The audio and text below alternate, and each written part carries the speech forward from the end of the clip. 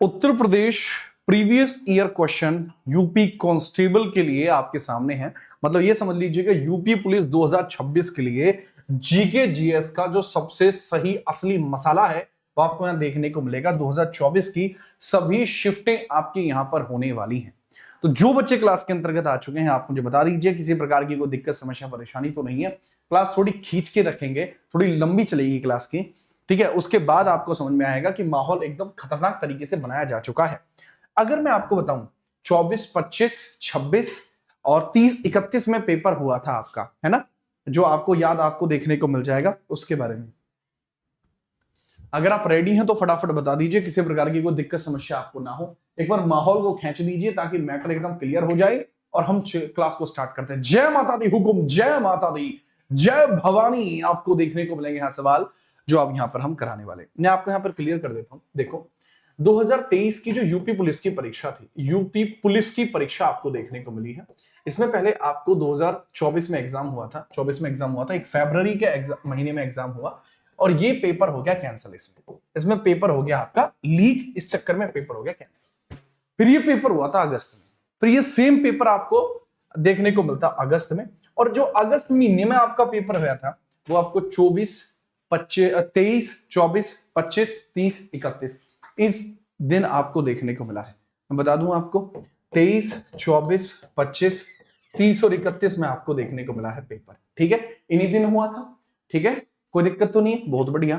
तो अब अगर हम बात करते हैं यहाँ पर 23 और 24 तारीख की बात करते हैं, इसमें आप मतलब 25, 30 सभी में देख लीजिए तो 38 क्वेश्चन आपको देखने को मिलते हैं हर शिफ्ट में।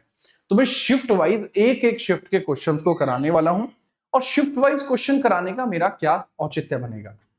देखो मेरे लाल, जीएस के क्वेश्चंस को करना बहुत जरूरी होता है। तो जो री एग्जाम के क्वेश्चंस है वो यहां पर मैं आपको कराने वाला हूं। मजा आ जाएगा, प्रैक्टिस करने में आपको फुल मजा आएगा। क्वेश्चंस बड़े अच्छे इसमें रखे गए हैं। लीजिए आपके सामने हलवा नहीं जलवा सवाल है। 23/8/2024 पहली शिफ्ट के क्वेश्चंस कराने जा रहा हूं। जय मां भवानी, स्टार्टिंग द क्लास। लीजिए आपके सामने पहला सवाल है, द स्कारलेट लेटर के बारे में बात की जा रही है। Scarlet letter, the scarlet letter किसने लिखी है? Mark Twain, Herman Melville, Washington Irving या नेथनले आपके हॉथॉर्न, किसके द्वारा यहां पर लिखी गई है इसके बारे में बताइएगा। दीपक राजौरिया, आपके प्रणाम को स्वीकार किया जाता है, ठीक है। 38 ही कराओगे एक दिन में? ना ना ना, एक दिन में कराऊंगा, तकरीबन आपकी 3-4 शिफ्ट कराऊंगा एक दिन में, एक दिन में 3-4 शिफ्ट कराऊंगा। आपके सामने सवाल पूछा गया है, इसके बारे में बताइए। मनीष ले भाई, सवाल शामी है, एक बार दे दे जवाब। अगर हम बात करते हैं स्कारलेट, सर ये नेथन हॉथॉर्न के द्वारा लिखी गई है। नेथन हॉथॉर्न के द्वारा लिखी गई है। इस उपन्यास में एक लड़की की कहानी है जो बिना शादी के एक बच्चे को जन्म देती है, मतलब ना फेरे ना विदाई, और इनके हो जाता है एक बच्चा। तो स्कारलेट लेटर के अंतर्गत जो चर्चा की गई है, बगैर शादी के बच्चा हो जाता है, बगैर शादी के बच्चा होता है, शादी के बच्चा हो जाता है, बगैर शादी के बच्चा हो जाता है एक महिला को। तो ये नॉर्थलिन हॉथॉर्न के द्वारा स्कारलेट लेटर में बताया गया है, इसको आप याद रखना। करेक्ट आंसर इसमें आपको डी देखने को मिल जाएगा। इसमें मुझे नहीं लगता कि आपको कोई समस्या होगी। अंकुश थोड़ा सा याद रखना, ठीक है। चलिए अनुपम, आप कोई चीज नहीं है जो आपको भूला जाए। आप तो इस क्लास के अंतर्गत एक मुख्य अवयव अंग बन चुके हैं, ठीक है। तो आगे हम बात करते हैं, अगले लेवल का सवाल आपके सामने है। अच्छा याद रखोगे ना, इन सब की पीडीएफ आपके अपने टेलीग्राम चैनल जीटाना जीएस पर देखने को मिल जाएगी। इसकी प्रिंटेबल पीडीएफ भी मिलेगी जो कि आपके अपने चैनल जीटाना जीएस पर ही मिलेगी। माहौल को उड़ा दीजिए, सब एकदम दबा लाइक दबा दीजिए। स्टार्ट करते हैं, ठीक है। चलो अगला प्रश्न ये रहा, किस सोशल मीडिया में, ठीक है, किस सोशल मीडिया प्लेटफॉर्म में उपयोगकर्ता के बीच लगातार संचार को प्रोत्साहन करने के लिए स्ट्रीक्स चल रही हैं कि मेरी महिला मित्र स्ट्रीक्स कर रही है, आपकी महिला मित्र स्ट्रीक्स कर रही है, इस तरीके की चर्चाएं आप देखते होंगे, है ना, लोगों के बीच में ऐसा चलता है। लेकिन मुझे गर्व है इस बात पर कि आज तक मैंने कभी इस प्लेटफॉर्म का यूज नहीं किया है। आज तक मैंने इस प्लेटफॉर्म को 0 लेवल पे यूज किया है। ये स्नैपचैट आपको देखने को मिल जाएगा, स्नैपचैट, ठीक है। इंस्टाग्राम फोटो शेयरिंग प्लेटफॉर्म है। ट्विटर आपका ट्वीट शेयरिंग प्लेटफॉर्म है, आजकल इसका नाम एक्स हो चुका है, ठीक है। फेसबुक आपका पोस्ट शेयरिंग प्लेटफॉर्म देखने को मिल जाएगा, ठीक है। आगे हम बात करते हैं तीसरा, सर पल्लव राजवंश की राजधानी क्या है? पल्लव के जो आपके संस्थापक है उनका नाम है सिम्हा विष्णु। सिम्हा विष्णु इसके फाउंडर हैं भाई जी, सिम्हा विष्णु इसके फाउंडर आपको देखने को मिल जाएंगे। कांचीपुरम कैपिटल है, तंजावुर चोलों की कैपिटल है, और तंजावुर में चोलों के जो संस्थापक हैं विजयालय चोल हैं, ठीक है, मदुरई आपको देखने को मिल जाएगी, पांडियन राजाओं की कैपिटल आपको मदुरई देखने को मिल जाएगी। ठीक है, याद रखेंगे, कोई समस्या तो नहीं है? नहीं सर। अगर हम बात करते हैं तंजावुर किसी और की भी कैपिटल थी क्या? सर मैसूर तो जरूर थी, मैसूर वॉडियार्स की थी। जो वॉडियार किंगडम है, कृष्णराज वॉडियार के द्वारा उसको स्टार्ट किया गया था, उनके मैसूर थी। ठीक है, याद रखेंगे। नेक्स्ट अगला प्रश्न चौथे नंबर का है, वित्तीय स्थिरता एफएसबी क्या करता है? जो फाइनेंशियल स्टेबिलिटी बोर्ड है, इसके द्वारा क्या काम किया जाता है बताइए। अब सबसे पहले एफएसबी बोर्ड बना कब था? सर जो फाइनेंशियल स्टेबिलिटी बोर्ड 2009 में बना है, ये 2009 में बना है, और इसका काम क्या होता है वो बताइए। ठीक है, चलो अगर हम बात करते हैं इसके बारे में, तो सर इसका काम क्या होता है? यह जो आपको वो देखने को मिलता है ना, जो हमारी मॉनेटरी पॉलिसीज होती हैं, मॉनेटरी पॉलिसी 2016 से बननी है, तो जिस तरीके से मॉनेटरी पॉलिसीज होती है उसी प्रकार से आपका फाइनेंशियल स्टेबिलिटी बोर्ड होता है। ये वित्तीय स्थिरता सुनिश्चित करता है ग्लोबल लेवल पर, है ना, ग्लोबल लेवल पर यह इस चीज को सुरक्षित करता है, ग्लोबली इस चीज को स्टेबल करता है, ग्लोबल। इसके हेडक्वार्टर कहां पे है? सर इसके जो क्वार्टर हैं वो स्विट्जरलैंड में देखने को मिल जाएंगे, स्विट्जरलैंड में आपको देखने को मिल जाएंगे। जैसे स्विट्जरलैंड ही क्यों? क्योंकि मेजरली फाइनेंशियल स्टेबिलिटी के लिए स्विट्जरलैंड अधिक फेमस है। ऑप्शन डी रहेगा। पांचवें नंबर का सवाल है, जीएसटी के ब्रांड एम्बेसडर कौन है? देखो जीएसटी के ब्रांड एम्बेसडर वही है जब कोरोना के टाइम पर जिनको आपने बहुत सुना है। नमस्कार मित्रों, मैं अमिताभ बच्चन आप लोगों का स्वागत करता हूं कौन बनेगा करोड़पति की इस खास सीट पर। कबीर जी, पहला सवाल इनके स्क्रीन पर दिया जाए। सवाल में पूछा जा रहा है कि जीएसटी के ब्रांड एम्बेसडर किसको घोषित किया गया है? इसके लिए आपके पास कोई लाइफलाइन नहीं है, क्योंकि आपकी लाइफलाइन तो आपकी माता जी हैं। कमाल की बातें हैं, इस सवाल का सही जवाब आपको देखने को मिलेगा अमिताभ बच्चन। अमिताभ बच्चन इसका सही जवाब होगा। कंप्यूटर जी, स्क्रीन को बता दिया जाए। अगर हम जीएसटी की बात करते हैं तो यह 1 जुलाई 2017 से लागू होता है, 1 जुलाई 2017 से लागू होता है। इसके लिए आपका 101वां संशोधन था, और वर्तमान में इसके रेट जो है 5, ठीक है, 5, 15, 28 और 40 देखने को मिल जाएंगे। इसके स्लैब्स वर्तमान में चेंज कर दिए गए हैं। ठीक है, याद रखना। अगर हम बात करते हैं, ठीक है, नेक्स्ट अगले सवाल की तरफ, ये रहा सवाल, कौन सी रेखा फ्रांस और जर्मनी के बीच सीमा बनाती है? ठीक है, फ्रांस और जर्मनी के बीच सीमा के बारे में बात करते हैं। यह कौन सी ऐसी लाइन है जो सीमा बनाती है? ठीक है, बताइए फटाफट से। करेक्ट आंसर बेटा पीवी संधू तंबाकू के लिए है। अगर मैं इसी में बात करता हूं, शाहरुख खान आपको देखने को मिल जाएंगे। ठीक है, आगे हम बात करते हैं, शिल्पा शेट्टी आपको देखने को मिल जाएंगे, सोया ड्रिंक आता है उसकी है। दीपिका पादुकोण आपको देखने को मिल जाएंगी, रेड कॉर्पेट इनको मिला था अभी रिसेंटली कॉन्स फिल्म फेस्टिवल में। यहां सवाल की बात करते हैं, फ्रांस और जर्मनी के बीच जो लाइन है ये कौन सी है? सर इसको सिगफ्रीड लाइन बोलते हैं। 49वीं पैरेलल लाइन आपको देखने को मिलता है यूएसए और कनाडा के अंदर। 38वीं लाइन भी है, 38th पैरेलल है, ये आपको कोरिया के बीच में देखने को मिल जाएगी। एक तरफ नॉर्थ है, एक तरफ साउथ है। ठीक है, ये आपको देखने को मिल जाएगी 49 यूएसए और कनाडा के बीच में, यूएसए और कनाडा के बीच में देखने को मिल जाएगी। ठीक है, याद रखोगे।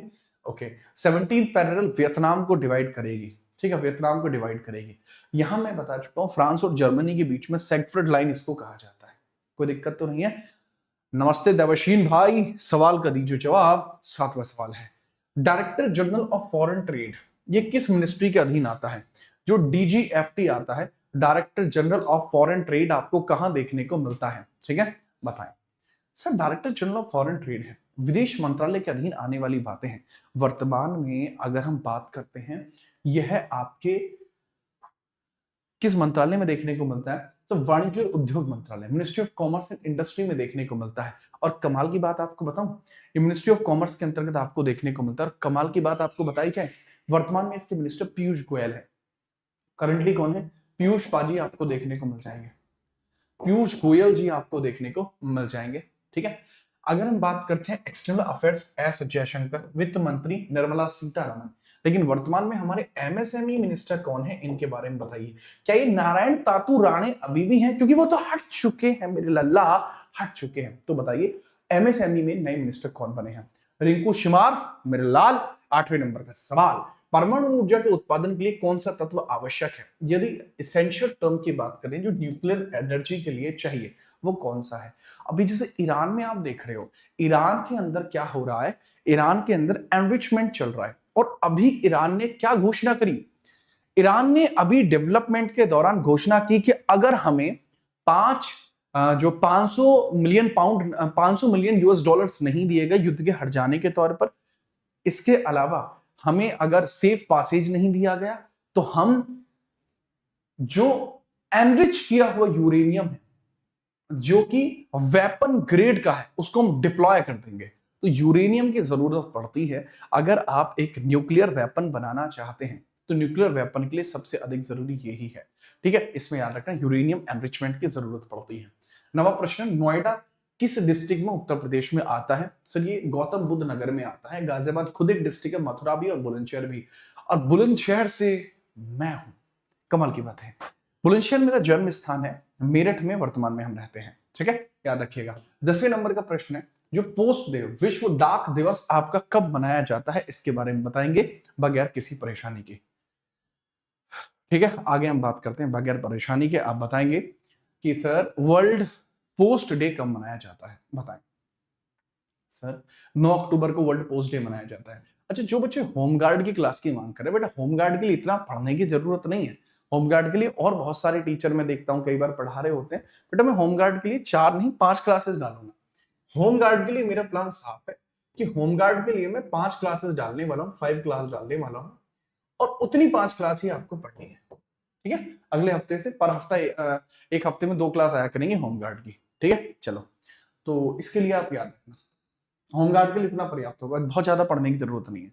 बहुत सारे टीचर हैं जो होमगार्ड के लिए पढ़ा रहे हैं अलग से, तो वो आप लोगों का मुझे नहीं पता कि क्या चीजें हैं, आप पढ़ लीजिएगा भाई। ठीक है, मैं आपके लिए होमगार्ड के लिए सीरीज अलग से चला रहा हूं। ठीक है, बहरहाल ये सीरीज जो आपको देखने को मिल रही है, ये है होमगार्ड के लिए, ऐसा नहीं है। लाइक तो करो यार, है गलत बात है आप लोगों की। होमगार्ड के लिए प्लेलिस्ट तो है, बट ऐसा है कि इसमें सब लेवल आपके कवर हो रहे हैं। मतलब समझो, ये भी कवर है, ये दोनों भी कवर हैं, राइट। ये होमगार्ड के लिए है सीरीज, लेखपाल के लिए भी है वो सीरीज। तो आप चाहें तो इसको देखें, अगर हाई एंड कंटेंट देखना है, अगर कुछ भी देखना है तो ऐसे फिर बहुत चीजें, और होमगार्ड के लिए डेडिकेटेड क्लास अपनी पा जाएंगे। ठीक है, चलिए कोई बात नहीं है। इसमें मैंने आपको पोस्ट कार्ड के लिए बताया कि भाई इसके अंतर्गत ये हो जाएगा। ठीक है, अगर हम बात करते हैं बाकी कि सर 3 अक्टूबर में कोई स्पेशल डे नहीं है क्या? 15 अक्टूबर को कोई स्पेशल डे देखने को मिल जाएगा, जो आपका जो देखने को मिलता है हस्त प्रलक्षण दिवस, वह देखने को मिल जाएगा। 10 अक्टूबर को क्या कोई इंपॉर्टेंट डे है? सर वर्ल्ड साइट डे, दृष्टि दिवस आपको देखने को मिल जाएगा। दृष्टि दिवस आपको देखने को मिल जाएगा। और वर्ल्ड प्रकृति एनवायरमेंट डे, वर्ल्ड प्रकृति दिवस 3 अक्टूबर को है।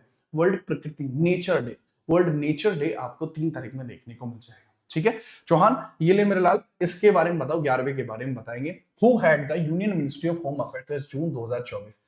जो संघ का गृह मंत्रालय के अंतर्गत जो होम अफेयर्स था वो किसके पास है? सर अमित शाह के पास है, बहुत लंबे समय से।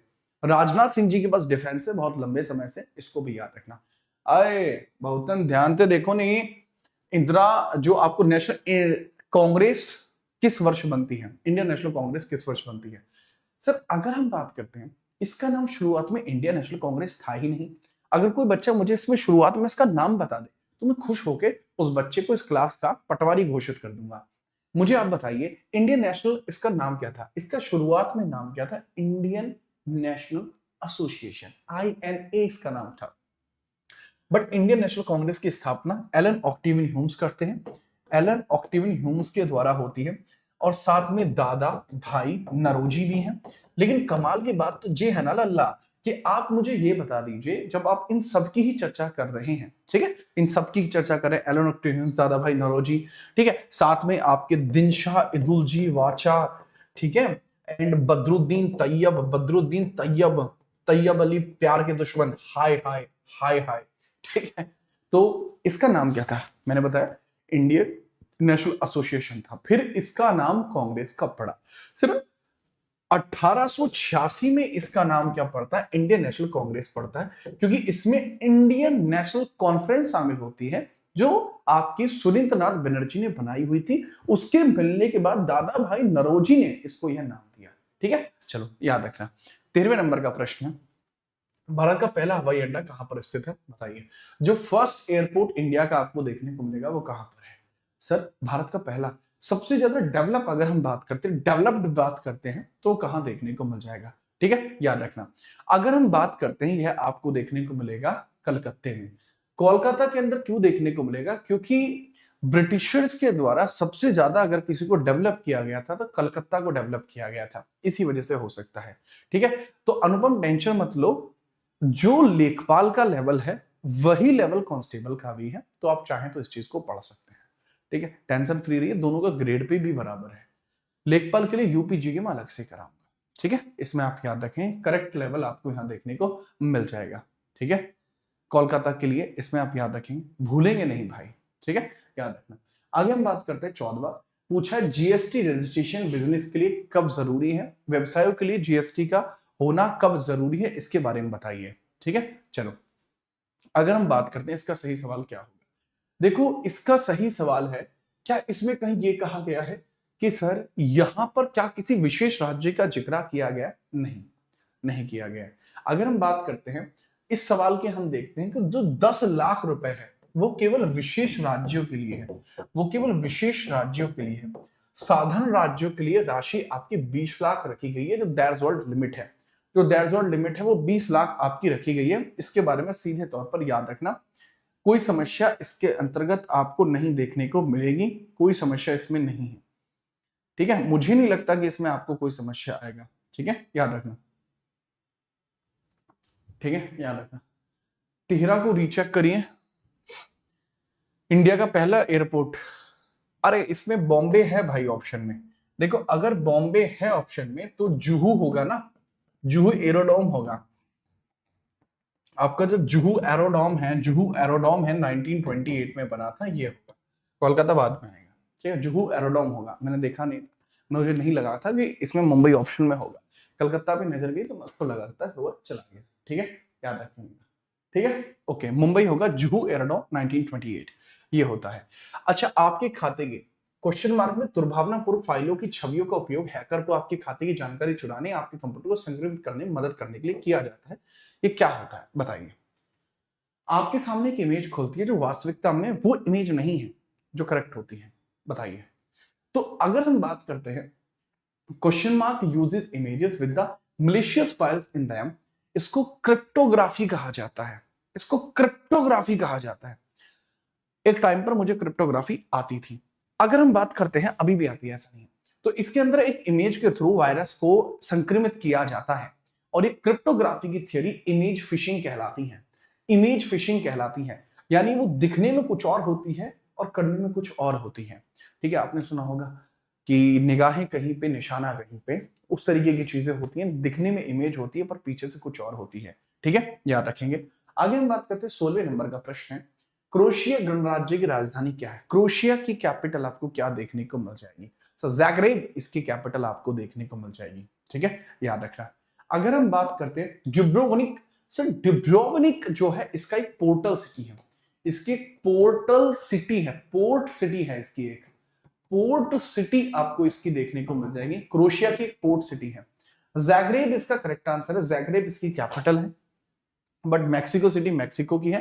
एम्स्टरडेम नेदरलैंड्स की कैपिटल हो जाएगी, एम्स्टरडेम नेदरलैंड्स की कैपिटल। नेदरलैंड को ही पहले हॉलैंडर कहा जाता था, नेदरलैंड्स को ही पहले, नेदरलैंड्स को ही पहले क्या कहते थे? हॉलैंड कहते थे। ठीक है, याद रखना।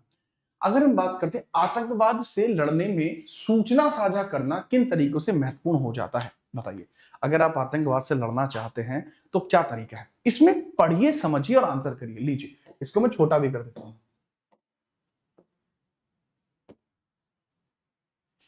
हम्म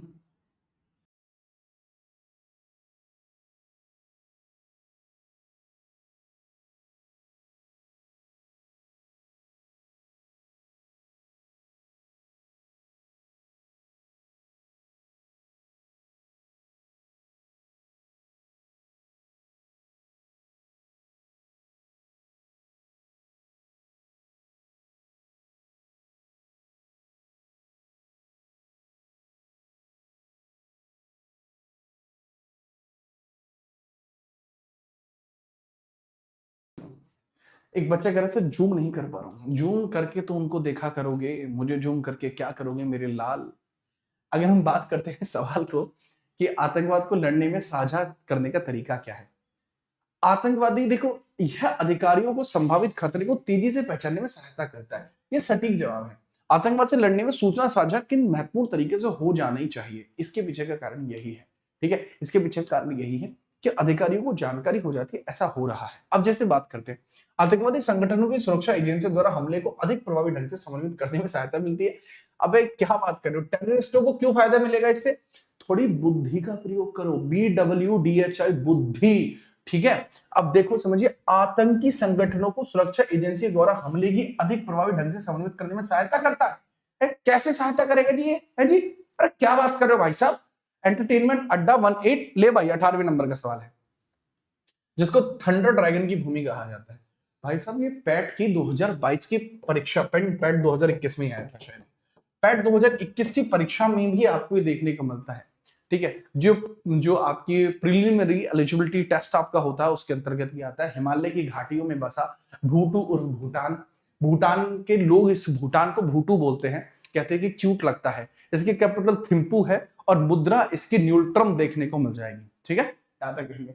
19वें नंबर का प्रश्न है, निम्नलिखित में से कौन सा सोशल मीडिया का प्लेटफॉर्म नहीं है, बताइए। इसमें से ऐसी कौन सी चीज है जो आपके भविष्य को अंधकार में नहीं ढकेल रही, क्योंकि सोशल मीडिया मेजरली आपको अंधकार में ढकेल रही है, बट इसमें से कौन सी ऐसी चीज है जो आपको अंधकार में नहीं ढकेल रही? इंस्टाग्राम।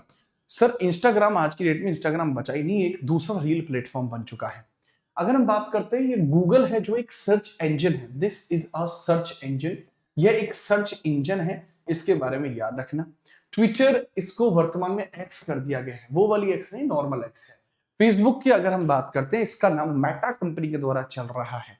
ठीक है, याद रखेंगे, बहुत बेहतरीन। 20वां नंबर का प्रश्न है, निम्नलिखित में किस प्रकार का प्रदूषण संवर्धन त्वरित यूटोफिकेशन के द्वारा होता है, बताएंगे, बगैर परेशानी के बताएंगे। इसके अंतर्गत क्या होगा? सर जो वाटर पॉल्यूशन है ये होता है जो आपका यूटोफिकेशन की वजह से होता है, वाटर पॉल्यूशन होता है। यूटोफिकेशन है जिसमें जल के पोषक तत्वों की अचानक वृद्धि हो जाती है, मतलब पोषक तत्व बढ़ जाते हैं। ठीक है, पोषक तत्व इसके अंदर बढ़ जाते हैं, वो इतने बढ़ जाते हैं जिसमें दिक्कतें हो जाती हैं। तो पोषक तत्वों का बढ़ जाना यह आपका क्या कहलाता है? यूट्रोफिकेशन कहलाता है। ठीक है, याद रखना कि बहुत ज्यादा होता है। परिणाम स्वरूप जैसे मछलियां मरने लगती हैं, सतह पर आ जाती हैं, है ना। कुछ टाइम पहले सुना होगा आपने कि समुद्र की गहराइयों में से एक मछली निकल के आई है, मर गई, इसका मतलब तबाही होगी। उसके पीछे का कारण होता है यूटिफिकेशन होता है। ठीक है, चलो याद रखते हैं। अगला प्रश्न ये रहा, आरबीआई के गवर्नर 1946 में जब विमुद्रीकरण हुआ यानी डीमोनेटाइजेशन हुआ, उस समय आरबीआई के गवर्नर कौन थे? सर आपके आर के षटमुखन शेट्टी थे। आर के षटमुखन शेट्टी आपको देखने को मिलेंगे? नहीं सर, वो तो उस समय फाइनेंस मिनिस्टर थे, आरबीआई गवर्नर की बात की जा रही है। बेटा वो सीडी देशमुख थे, चिंतामणि द्वारकानाथ देशमुख थे, उनका नाम चिंतामणि द्वारकानाथ देशमुख था। और आर के षटमुखन शेट्टी उस समय कौन थे? सर वो फाइनेंस मिनिस्टर थे, और सीडी देशमुख आपके यहां पर थे। 43 से 49 तक रहे। आरबीआई की स्थापना 1935 में होती है। और इस बारे में याद रखना, इसके पहले जो जीओवी थे, फर्स्ट गवर्नर तो थे इसके अंदर, उनका नाम ओसबॉर्न स्मिथ था। ओसबॉर्न स्मिथ था उनका नाम। लेकिन कमाल की बात यह है चचा कि जो चिंतामणि द्वारकानाथ देशमुख थे, ये पहले भारतीय गवर्नर थे इसमें। ठीक है, याद रखिएगा। आगे बढ़ते हैं, 22वां सवाल है, डीपीएसपी से रिलेटेड है, भाग 4। इसको आयरलैंड से लिया गया, एक राज्य को कल्याणकारी स्वरूप इसी के द्वारा दिया जाता है। आर्टिकल 36 से 51 इसी की बात करते हैं, इसमें आप याद रखिएगा। अगला प्रश्न 23वें नंबर का है, the book a life miss spent, एक ऐसा जीवन जो मैंने उसकी याद में निकाल दिया, जो बिल्कुल गलती हुई मेरी ओर से, ये किसने लिखी है? बहुत निराली किताब है, मैं तो यही कहूंगा। नेहरू ने लिखी है discovery of India, discovery of India लिखी है। The glimpse of world history लिखी है, glimpse glimpse of world history इनके द्वारा लिखी गई है। अ लेटर टू डॉटर लिखी है, महादेवी वर्मा के द्वारा यामा लिखी गई है। मैथिली शरण गुप्त जी एक अच्छे राइटर है, इनकी किताबों का जिक्र आप जरूर कीजिएगा। कमाल की बात है, ये सूर्यकांत त्रिपाठी निराला के द्वारा लिखी हुई बड़ी निराली सी किताब है, इसके बारे में याद रखना, ठीक है, याद रखोगे, बहुत बेहतरीन। 24वें नंबर का प्रश्न है भैया, आसमान के नीलेपन का मुख्य कारण क्या है? मन का काला होना और आसमान का नीला होना, ये ऐसी घटनाएं हैं जो अक्सर लोगों को यूं ही पता चल जाती हैं। तो आसमान के नीलेपन के कारण क्या है? सिर्फ प्रकाश के अंतर्गत, प्रकाश का कोई रंग नहीं है, आसमान का रंग भी नहीं है, लेकिन नीले कण जो होते हैं उनकी वेवलेंथ की वजह से, नीले कण की जो वेवलेंथ होती है उसकी वजह से वे चमकते बहुत ज्यादा। The scattering of the light is the major reason. The scattering of the sunlight by the air molecules जो होते हैं, इनकी स्कैटरिंग की वजह से वो नीला दिखाई देता है, ठीक है, याद रखेंगे, बढ़िया तरीके से याद रखना, ठीक है। ये क्लास को लाइक हो जाना चाहिए। और 25वें सवाल को बताइए, रमन सुब्बा राव जिनका हाल ही में निधन हो गया, किस खेल से जुड़े हुए थे? पूछ रहे हैं रमन सुब्बा राव को, कौन से राव? रमन सुब्बा राव। तो इनके बारे में आप बताएंगे। सर रमन सुब्बा राव क्रिकेट खेला करते थे, रमन सुब्बा राव क्रिकेट खेला करते थे। इंग्लैंड के पुरुष टेस्ट के सबसे उम्रदराज खिलाड़ी हैं, इंग्लैंड के हैं रमन सुब्बा राव। 1961 में ही इन्होंने क्रिकेट से संन्यास ले लिया था। आरएस राव क्रिकेट से रिलेट करते हैं, रमन सुब्बा राव इंडियन नहीं है, इंग्लैंड के हैं, ठीक है, ओके। रिंकू भाई आगे बढ़ते हैं। सर जो सबसे बड़ी प्रायद्वीपीय भारत की नदी है, इसका नाम क्या है? ठीक है, प्रायद्वीपीय भारत की सबसे बड़ी नदी का नाम क्या है, जिसको दक्षिण की गंगा कहते हैं? दिमाग से सुनिएगा, दक्षिण भारत की नहीं, दक्षिण की गंगा जिसको कहा जाता है। 1465 किलोमीटर, गोदावरी और गोदू इसको कहा जाता है। और कमाल की बात है कि त्र्यंबकेश्वर से निकलती है। कहां से निकलती है? त्र्यंबकेश्वर से निकलती है और सीधा राजमुंद्री के पास डेल्टा बनाकर सीधा बंगाल की खाड़ी में गिर जाती है। इंद्रावती, प्रवरा, मंजीरा, प्राणहिता, साबरी, ये सब इसकी सहायक नदियां हैं। कृष्णा नदी आपकी जो देखने को मिलती है, दक्षिण भारत की दूसरी लंबी नदी है। ये कृष्णा के बारे में याद रखना, ठीक है, कृष्णा के बारे में याद रखना। कावेरी नहीं है इसमें, कावेरी को दक्षिण भारत की गंगा कहते हैं, ठीक है। महानदी आपकी बे ऑफ बंगाल में ही गिरती है। नर्मदा आपकी अरब सागर में गिरती है, और नर्मदा जो निकलती है अमरकंटक की चोटी से निकल के अरब सागर में एस्चुरी बनाकर, ज्वारनादमुख बनाकर नीचे गिरती है। यह आपकी भ्रंश घाटी में बहती है, इसलिए गति तेज है और यह म्यूचुअल बहती है। अगला प्रश्न है 27वां, NHRC national human right commission कहा जाएगा। नेशनल ह्यूमन राइट कमीशन कहा जाएगा, 1993 में बनता है जी। 1993 में नेशनल ह्यूमन राइट कमीशन बनता, 13 सदस्य देखने को मिलते, 12 अक्टूबर को बना था, इसलिए 12 अक्टूबर को कहा जाता है नेशनल ह्यूमन राइट्स डे। पूछा है कि 1985 वर्ष 1985 को कौन सा अंतरराष्ट्रीय वर्ष घोषित किया गया था? ये जरूरी क्यों है? सर जरूरी इसलिए है क्योंकि यहां पर आप समझेंगे, आप लोगों की बातें की जा रही है। कौन है आप? कौन है भाई साहब? सर हम जो हैं, क्या आप बच्चे हैं? बच्चे तो आप अब नहीं रहे, हाँ? बच्चे थोड़े ऐसा होते हैं, आप तो युवा हैं जी, तो आप युवा हैं। तो वर्ल्ड यूथ ईयर 1985 को डिक्लेयर किया गया था, तो इस वर्ष बहुत ज्यादा ऐसे अधिनियम लाए गए थे जो यूथ लोगों के लिए बनाए गए थे। तो यूथ की बात करें तो युवाओं के लिए अंतरराष्ट्रीय वर्ष घोषित किया जाता है, आपका सबसे इंपॉर्टेंट बात यही रहेगी। और भूलेंगे नहीं ना जी, इसको बहुत तगड़े लेवल पर याद रखेंगे, यूथ डे था आपका ये, ठीक है। आगे हम बात करते हैं 29वां है, अनुसंधान विधियां उत्तरदाताओं की प्रतिक्रियाओं के आधार पर उनमें गहन और आगे की जांच और पूछताछ करने में सहायता करती है। बताइए, इस तरीके की research method allow in the depth for the further probing and questioning and respondent based on their responses. बताए किस तरीके की, मतलब in depth and further probing questioning of respondent based on their responses. उनके द्वारा जो भी बातें कही जाती है उसके ऊपर चर्चा की जाती है। यह किस प्रकार का आपका रिसर्च मेथड है?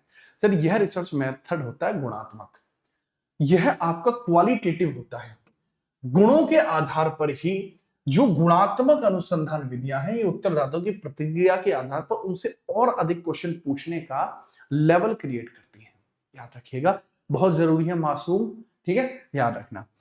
30वें नंबर का प्रश्न है, बीआरआई की पूरी फुल फॉर्म क्या है? बीआरआई की पूरी फुल फॉर्म क्या देखने को मिल जाएगी? सब बीआरओ का नाम सुना? ब्रो, ब्रो कहता है बॉर्डर रोड ऑर्गेनाइजेशन, बट ये बॉर्डर रोड ऑर्गेनाइजेशन की मित्र है, इसको ब्री कहा जाता है।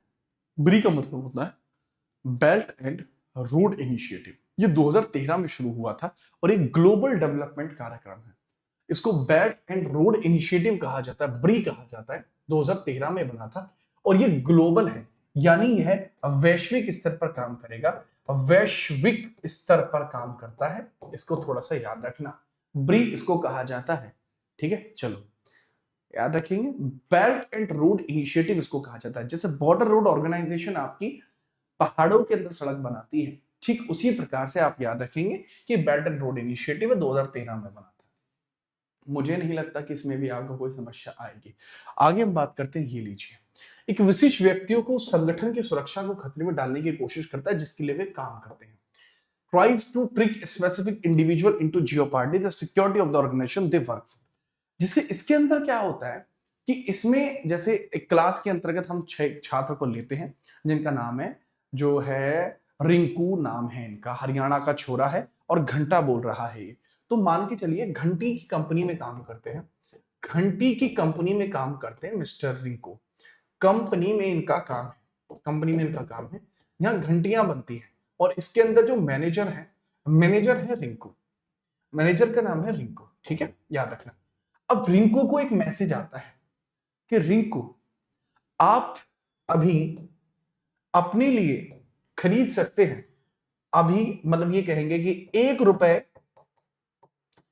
पर मंथ में अभी टिंकू जिया को बनाइए अपनी डायलर ट्यून, टिंकू जिया को अपनी डायलर ट्यून बना लीजिए क्योंकि वो आपके नाम से बड़ा मैच करती है। तो ये खुश हो गया कि 1 रुपया महीने का जाएगा और मेरी रिंगटोन टिंकू जिया हो जाएगी। रिंकू खुश। और तरीके की भी आ सकते हैं, और तरीके के भी मेथड आ सकते हैं, जैसे कि अगर रिंकू को एक टेक्स्ट आता है जिसमें अमेज़न जैसी एक वेबसाइट होगी जिस पे लिखा होगा कि अभी अपने लिए खरीदिए, ठीक है, टिंकू छाप अगरबत्ती, ये भी आ सकता है। तो अब इसमें क्या होता है, इनको क्या लगेगा कि ये तो भाई अमेज़न पे है, पर वास्तविकता में वो अमेज़न नहीं होगा। जैसे ही रिंकू क्लिक करेगा उस पर, तुरंत फिशिंग हो जाएगी, स्पीयर फिशिंग हो जाएगी और इनकी सिर्फ इनका डेटा नहीं जाएगा, फिर ये जिस नेटवर्क में बैठे उस कंपनी का डेटा जाएगा। ठीक है, चलो, तो यह खतरे में डालना है पूरी कंपनी की सुरक्षा को, इसको स्पीयर फिशिंग बोलते हैं। ठीक है, याद रखिएगा। तो इसके बारे में पूरा आप याद रखेंगे तो बहुत बढ़िया यहां पर आया, आपको देखने को मिला, तगड़ा एग्जाम्पल था। ऐसे एग्जाम्पल कभी कभी आते हैं। साइबर स्टॉकिंग का मतलब होता है जैसे आप किसी महिला का पीछा करते हैं, वो भी डिजिटली, उसके फोटो को देखना, उसके दोस्तों को देखना, वो जो पोस्ट डाली है उसके नीचे पोस्ट करना, ये इस तरीके की पोस्टें करना, राइट। स्नीकिंग का मतलब होता है किसी को देखना होता है, स्नीक करना।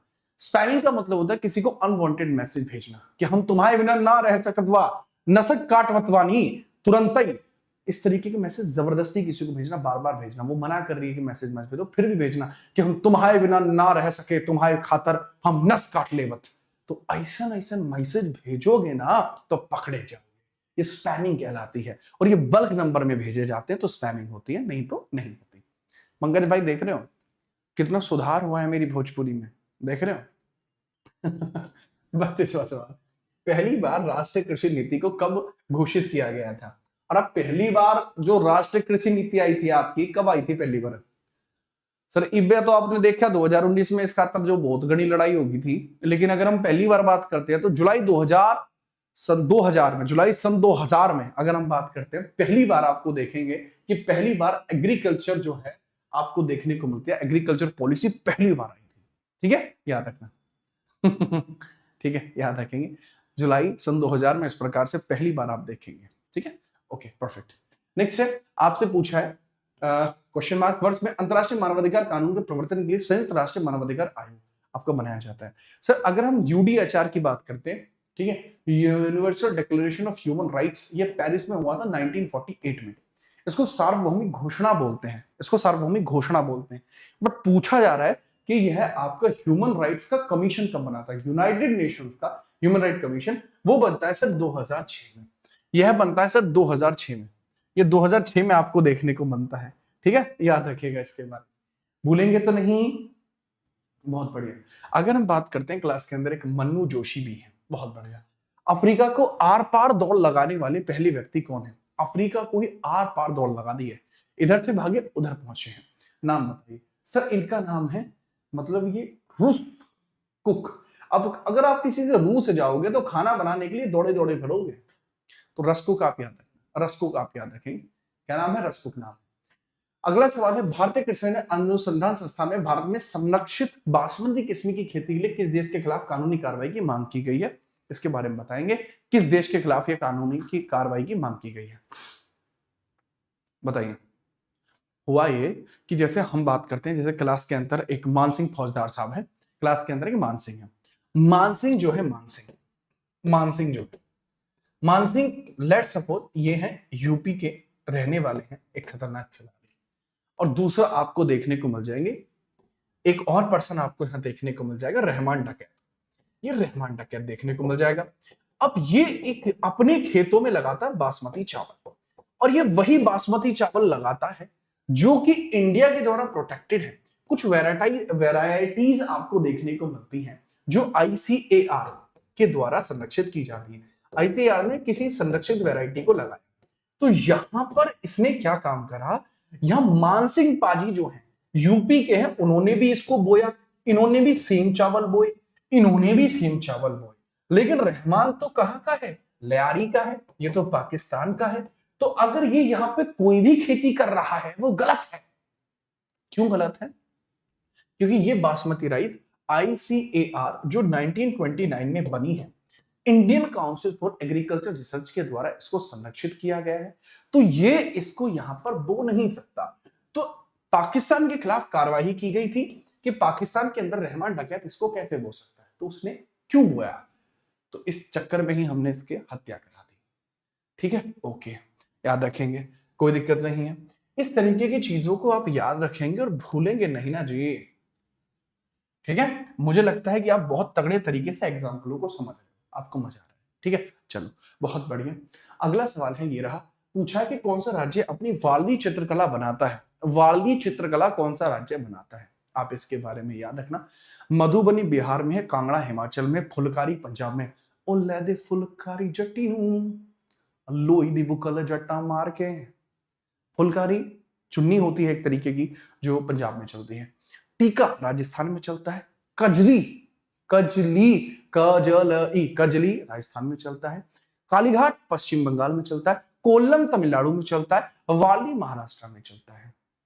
याद रखना, आमची महाराष्ट्र मानुष। चिकनकारी एक उत्पत्ति है जो लखनऊ में मेजरली होती है, यह चिकनकारी की जाती है, याद रखेंगे।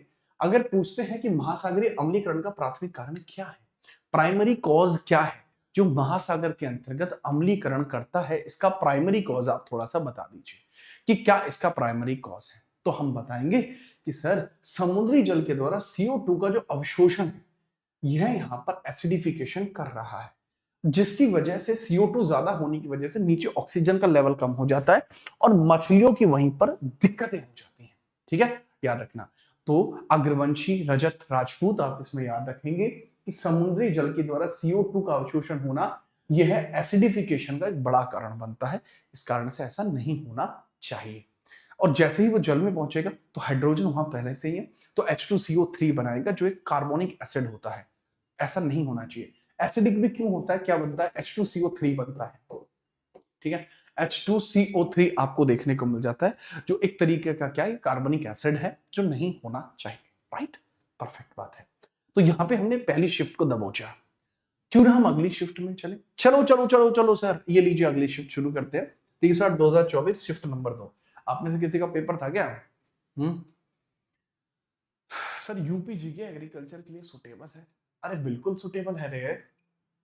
How how sir, how how how Kanpur से हैं, ठीक है, ध्यान रखना। UDHR, universal declaration of human rights का कौन सा अनुच्छेद उत्पीड़न में शरण लेने के अधिकार की गारंटी देता है? Guarantee the right to seek asylum from the prosecution. जब आपके साथ दिक्कतें चल रही हैं तो उस समय क्या आपको देखने को मिलेगा, 30 आर्टिकल्स मेजर होते हैं, जिसमें से हम 14वें आर्टिकल्स के अंदर यूडीएचआर में शरण लेने के अधिकार की बात करते हैं। किसमें? आर्टिकल नंबर 14 में बात करते हैं। ये कब आया था? 10 दिसंबर 1948 में पेरिस फ्रांस के अंतर्गत आपको देखने को मिलता है। बहुत बढ़िया sir ji. Sir full form of NPA, NPA की बात हम करते हैं। एनपीए की पूरी फुल फॉर्म क्या है? बताइए एनपीए की पूरी फुल फॉर्म क्या? कई बार बच्चे फुल फॉर्म्स की बड़ी मजाक उड़ाते हैं, ठीक है, याद रखना, ऐसा ना करें, ना करें पारो, ना करें। तो इसका करेक्ट आंसर हम बात करते हैं, एनपीए की बात करते हैं, इसको बोलते हैं नॉन परफॉर्मिंग एसेट बोलते हैं, गैर निष्पादित परिसंपत्तियां आपको देखने को मिलती है, नॉन परफॉर्मिंग एसेट इसको बोला जाएगा। क्या बोलेंगे जी? नॉन परफॉर्मिंग एसेट बोलेंगे। ये कब होती है? अगर आपने कोई, जैसे अभी हम अपनी क्लास के अंतर्गत बात कर लेते तो बहुत मेधावी छात्र हैं, ठीक है, तो अगर हम बात करते हैं यहाँ पर एक हमारे मेधावी छात्र हैं जिनका नाम आपको देखने को मिल जाएगा, शिवम नाम है इनका, पर शिवम का नाम पूरा नहीं है तो एक नया लड़के को उठा लिया जाएगा यहाँ पर, जिनका नाम आप देख पा रहे हैं, विनीत पवार। विनीत पवार जो है ये बाहुबली हैं अपने क्षेत्र के, विनीत पवार, विनीत पवार अपने क्षेत्र के बाहुबली हैं। तो ये इनका दबदबा है। तो ये हाथ में इस तरीके का एक लठ भी रखते हैं जिसपे चोबे निकले हुए हैं। अब इन्होंने क्या काम करा, इन्होंने बुलेरो ले ली, बुलेरो ले ली, और बुलेरो किस प्रकार से ली है? सिर्फ बुलेरो इन्होंने ली है लोन पर, ईएमआई देते, लेना चाहते तो ये नॉर्मली भी ले सकते थे, बट इन्होंने बुलेरो ली है लोन पर, ठीक है। अब बुलेरो लेते हैं ये लोन पे, अब ये समझ लीजिए कि यही इनकी बुलेरो है। अब बुलेरो को लोन पे लेने के बाद ये अगर 90 डेज तक ईएमआई का पेमेंट नहीं करते हैं, नो ईएमआई पे, अगर कोई भी ईएमआई पे नहीं होती है और कोई लेने आता है तो उसमें यही चोबे वाला लठ बजा देते हैं, तो ऐसी परिस्थिति में इनका ये जो पैसा है जो गवर्नमेंट ने या जिस भी बैंक ने इसको दिया है, तो उस चीज को नॉन परफॉर्मिंग एसेट कहा जाएगा। तो विनीत पवार यहां पर बाहुबली के साथ साथ एनपीए का धारण करने वाले व्यक्ति भी बन जाएंगे, ठीक है। चलो बहुत बढ़िया। और कमेंटों में लिख और रहा है ये लड़का, विनीत लिख और रहा है, आज तक एक भी किस्त ना दी है।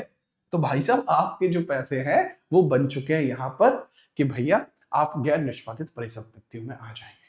अब जैसे डुग्गू का एक विशेष आग्रह आया है, सर कम से कम स्कॉर्पियो लेने देते, नहीं, जो मजा बोलेरो में है वो स्कॉर्पियो में नहीं है, क्योंकि स्कॉर्पियो से आप ये गाना नहीं बना सकते कि मैडम बैक बोलेरो में, नहीं बन सकता गाना, इसलिए बोलेरो जरूरी है। आगे बढ़ते हैं अगला सवाल। उत्तर प्रदेश के किस जिले में शेरा डांस मनाया जाता है? शेरा डांस आपको कहां देखने को मिलता है? सर शेरा डांस की बात करते हैं, देखो बड़ा ही खतरनाक डांस है, ठीक है, बहुत ही खतरनाक डांस आपको देखने को मिलेगा शेरा। इस नृत्य में फसल की कटाई के दौरान खुशी को दिखाने के लिए इसको मनाया जाता है। खुशी यहाँ किसी महिला का नाम बिल्कुल नहीं है। ये ललितपुर डिस्ट्रिक्ट में आपका मनाया जाता है जो झांसी के पास है। तो आप याद रखना ललितपुर, कि ललित नाम का एक बच्चा है जो जिसके पास शेर का खिलौना है, तो आप इसके बारे में याद रखेंगे, ठीक है, कोई दिक्कत तो नहीं है, कोई दिक्कत नहीं। आगे बढ़िए, पूछा है कि व्यापक परमाणु परीक्षण प्रतिबंध जो आपको देखने को मिला है, comprehensive test ban on the treaty of the nuclear, तो जो परमाणु परीक्षण कोई देश नहीं कर सकता, यह सीटीबीटी इसको बोला जाता है, सीटीबीटी इसको बोला जाता है, क्या बोलते हैं? सीटीबीटी, ठीक है, सीटीबीटी इसको बोला जाता है, ठीक है, याद रखना। तो इसको बोलता है कॉम्प्रिहेंसिव, कॉम्प्रिहेंसिव ट्रायल बैन, ठीक है, कॉम्प्रिहेंसिव ट्रायल बैन की बात यहां पर की जाती है।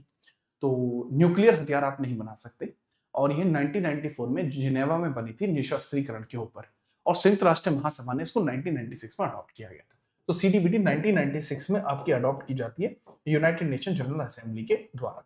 तो जिसने इस पे साइन किए हैं वो लोग टेस्ट फायर नहीं कर सकते थे। तो इसका काम क्या होता है? इसका काम होता है नागरिक और सैन्य दोनों उद्देश्य के लिए सभी परमाणु विस्फोटों पर प्रतिबंध, कि कोई भी परमाणु न्यूक्लियर एक्सप्लोजन नहीं होना चाहिए।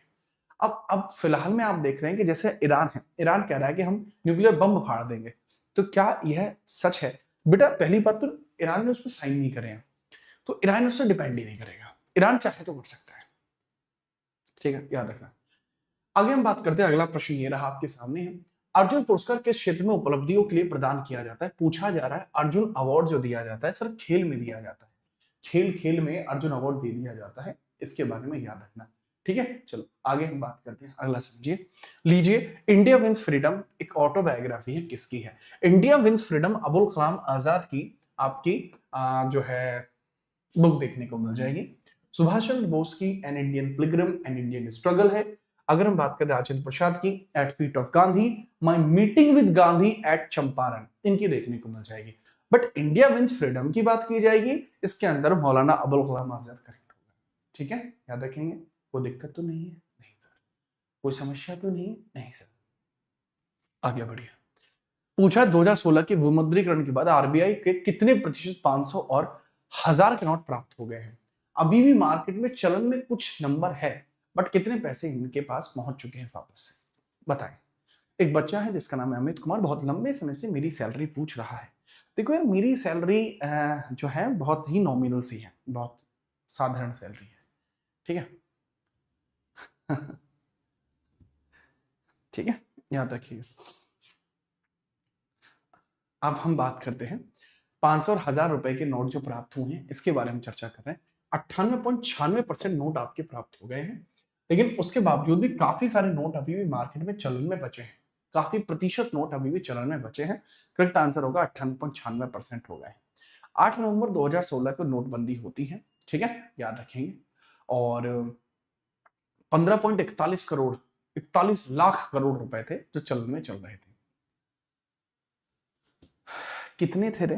टोटल थे 15.41, मिले हैं 15.31, 0.10 अभी भी गायब है, यानी 0.10 लाख करोड़ रुपए आपके बचे हुए, 10 लाख करोड़ रुपए बचे हुए, 0.10 लाख करोड़। इसका मतलब है आपके 10 लाख करोड़ है, 0.10, तो इसको लाख से हजार में कन्वर्ट कर सकते हैं। तो अभी आपके 1000 करोड़ के आसपास नोट हैं जो अभी भी ऐसे ही बचे हुए हैं, ठीक है। चलो आगे हम बात करते हैं। 47वें नंबर का सवाल है, पूछा 1993 में मानव अधिकारों पर विश्व सम्मेलन को कब अपनाया गया है, बताएं। ठीक है, फटाफट आप बताएंगे कि यह कब अपनाया गया है, इसके बारे में सही जवाब क्या। सर वियना घोषणा के द्वारा, जो वियना डिक्लेरेशन है, इसके माध्यम से पूछे तो 1993 में मानव अधिकारों पर विश्व सम्मेलन को कब अपनाया गया।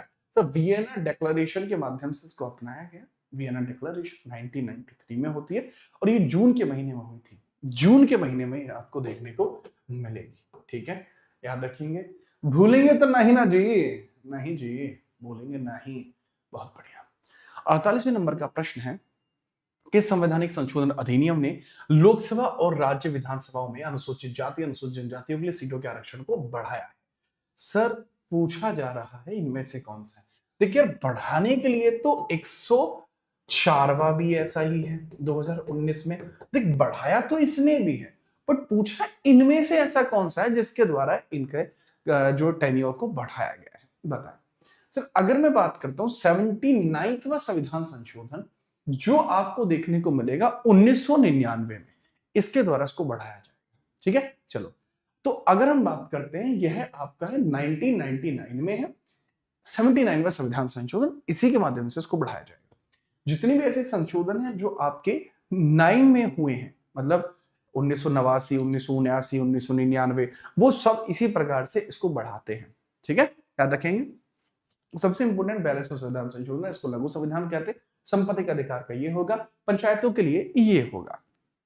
अगला सवाल, लोकटक लेक मणिपुर में देखने को मिलती है, केवल लामझाओ नेशनल पार्क आपका यही देखने को मिलता है लोकटक लेक पर, और ह्यूमस प्रजातियां यहाँ पर काफी ज्यादा पाई जाती हैं, और जो शंघाई है वो हिरण है जो यही पाया जाता है मेजरली, ठीक है, याद रखना। मेघालय में नोंग क्रैब नेशनल पार्क है, ठीक है, इसमें याद रखेंगे कि मेघालय में क्या है, नोंग क्रैब नेशनल पार्क आपको देखने को मिल जाएगा, ओके, याद रखना। मिजोरम में आपको देखने को मिल जाएगी एक बड़ी ही खतरनाक झील है जिसको तिल झील कहा जाता है, तिलबिल झील कहा जाता है, तिलबिल झील इसको कहा जाता है, जो आपको देखने को मिलता है मिजोरम में।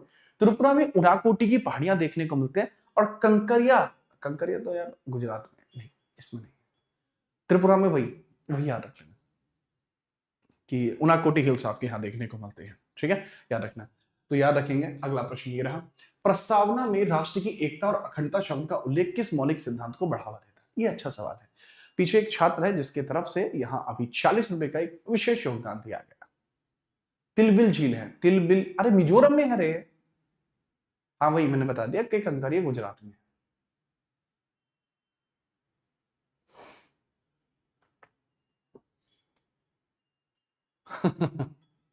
बहुत बढ़िया। अगर हम बात करते हैं किस चीज को बढ़ावा देती है, बताइए। देखो अगर हम बात करते हैं एकता और अखंडता, हम सब एक हैं, हम अलग नहीं होंगे, हम सब एक हैं, हम अलग नहीं होंगे, जैसे परिवार होता है कि हम सब एक हैं, अलग नहीं होंगे, तो ये बंधुत्वता को बढ़ावा देता है, फ्रेटर्निटी को बढ़ावा देता है। समानता की बात करें, समानता को क्या चीज बढ़ावा देती है? सर, समानता की अगर हम बात करेंगे तो अवसर का सभी के लिए समान होना समानता को बढ़ावा देता है। ठीक है, समानता को बढ़ावा देता है। ओके, याद रखना। दूसरा, न्याय को देखते हैं। सामाजिक, आर्थिक व राजनीतिक अवधारणाएं न्याय के लिए बात करती हैं। संप्रभुता मतलब देश के अंतर्गत समान कानून सभी के लिए काम करता है, तो संप्रभुता के लिए काम करेगा। ठीक है, इसके लिए पूर्णतः आप याद रखेंगे, अंदर ही है। आगे हम बात करते हैं, 51वां सवाल है। एक सॉफ्टवेयर प्रोग्राम है जो इंटरनेट के माध्यम से आने वाली सभी डेटा को फिल्टर करता है। बताइए कि जैसे आप हैं, आपके सदविचार है, आपकी जो है आपके आचरण है, ठीक है, या आपके घर वालों ने जैसे आपको परवरिश दी है, तो आप जब किसी भी चित्रण को देखते हैं, वो कोई मनमोहक स्त्री का चित्रण भी हो सकता है, वह आपका भी चित्रण हो सकता है कि आप हैं, आप खुद को शीशे में, आईने में कैसे देखते हैं। तो वो जब चीज आपकी आंखों से छन के वापस जाती है, आपके मन में क्या पहुंचा, ये डिपेंड करता है आपकी आंखों पर, आपके सांस्कृतिक नजरिए पर कंप्यूटर में ये जो चीज होती है, ये फायरवॉल होती है। कंप्यूटर में ये चीज फायरवॉल होती है, ये सभी चीजों को छान कर अंदर लेके जाती है। ठीक है, याद रखना है ना, समझे ना। मैं आपको एक अच्छा व्यक्ति भी बनाना चाहता हूं। अच्छी बात तो यही है कि मैं आपको एक अच्छा व्यक्ति बनाना चाहता हूं। आगे बढ़ेंगे, लिखेंगे दर्शकों के साथ संवाद करने के लिए सोशल मीडिया प्लेटफॉर्म आपको कौन सा देखने को मिल जाएगा, इसके बारे में आप चर्चा करके बताएंगे। फटाफट बताइए। सर, ये मेरी तरफ से नहीं है, किसी और की तरफ से है, अनुपम का कहना है। अनुपम ने आज विशिष्ट प्यार में आकर 100 रुपए का एक विशेष सुपर चैट भेजा है, और अनुपम का कहना है कि सर ये किसी और की तरफ से। देखो, अभी भी जीवन में ऐसे ऐसे लोग हैं जो इस तरीके से खुल के खेल रहे हैं। वाह अनुपम, वाह, क्या बात है। सवाल का जवाब दीजिए। सर, अगर हम बात करते हैं कि दर्शकों के साथ संवाद, what is the term for strategic use of social media platform to communicate with an audience. Audience से कनेक्ट करने के लिए क्या चीज होता है? सोशल नेटवर्किंग है, वर्चुअल जो है आभासी बातचीत है, वर्चुअल इंटरेक्शन इसको आप कह सकते हैं, वर्चुअल इंटरेक्शन आप इसको कह सकते हैं। बताइए। देखो, अगर हम बात करते हैं, इस चीज को समझिएगा, ये सोशल मीडिया मार्केटिंग कहलाता है, ये बाजारीकरण है। देखो, होने के लिए ये भी हो सकता है, बट आयोग ने जो सेलेक्ट किया है, आयोग ने जो सेलेक्ट किया है मेरे लल्ला, वो सेलेक्ट किया है सामाजिक माध्यम विपणन। ये आयोग के द्वारा सिलेक्टेड है। ठीक है, याद रखना। ठीक है, बहुत बढ़िया। आकाश, इस सवाल के बारे में बात करेंगे। भूटान की राजधानी थिम्पू है। ठीक है, भूटान की राजधानी क्या है? थिम्पू आपको देखने को मिल जाएगी। ब्राजील की ब्राजीलिया आपको देखने को मिल जाएगी। ठीक है, याद रखेंगे। और इसके अंतर्गत याद रखना, सराजेवो किसकी कैपिटल आपकी हो जाएगी? सराजेवो के बारे में बताइए, किसकी कैपिटल आपकी हो जाएगी? मैं चाहूंगा कि आप बताएंगे। ठीक है, नेक्स्ट है आपका 54वां, भारत का सबसे लंबा नदी पुल आपको कहां देखने को मिलता है? पुल तो बहुत है, पर नदी पुल बताइए जिसकी लंबाई 9.15 किलोमीटर देखने को मिलती है। 9.15 किलोमीटर आपको देखने को मिलती है, इसके बारे में आप बताएंगे। 9.15 किलोमीटर आपको देखने को मिल जाएगी लेंथ। ये किसकी लेंथ है? सर, भूपेन हजारिका सेतु ब्रह्मपुत्र नदी पर है। भूपेन हजारिका सेतु आपके ब्रह्मपुत्र नदी के ऊपर है, और ये असम के अंतर्गत है। ढोला सदिया के नाम से भी जाना जाता है, अभी इसका नाम चेंज करके भूपेन हजारिका रख दिया गया है। ठीक है, चलिए, तो याद रखिएगा।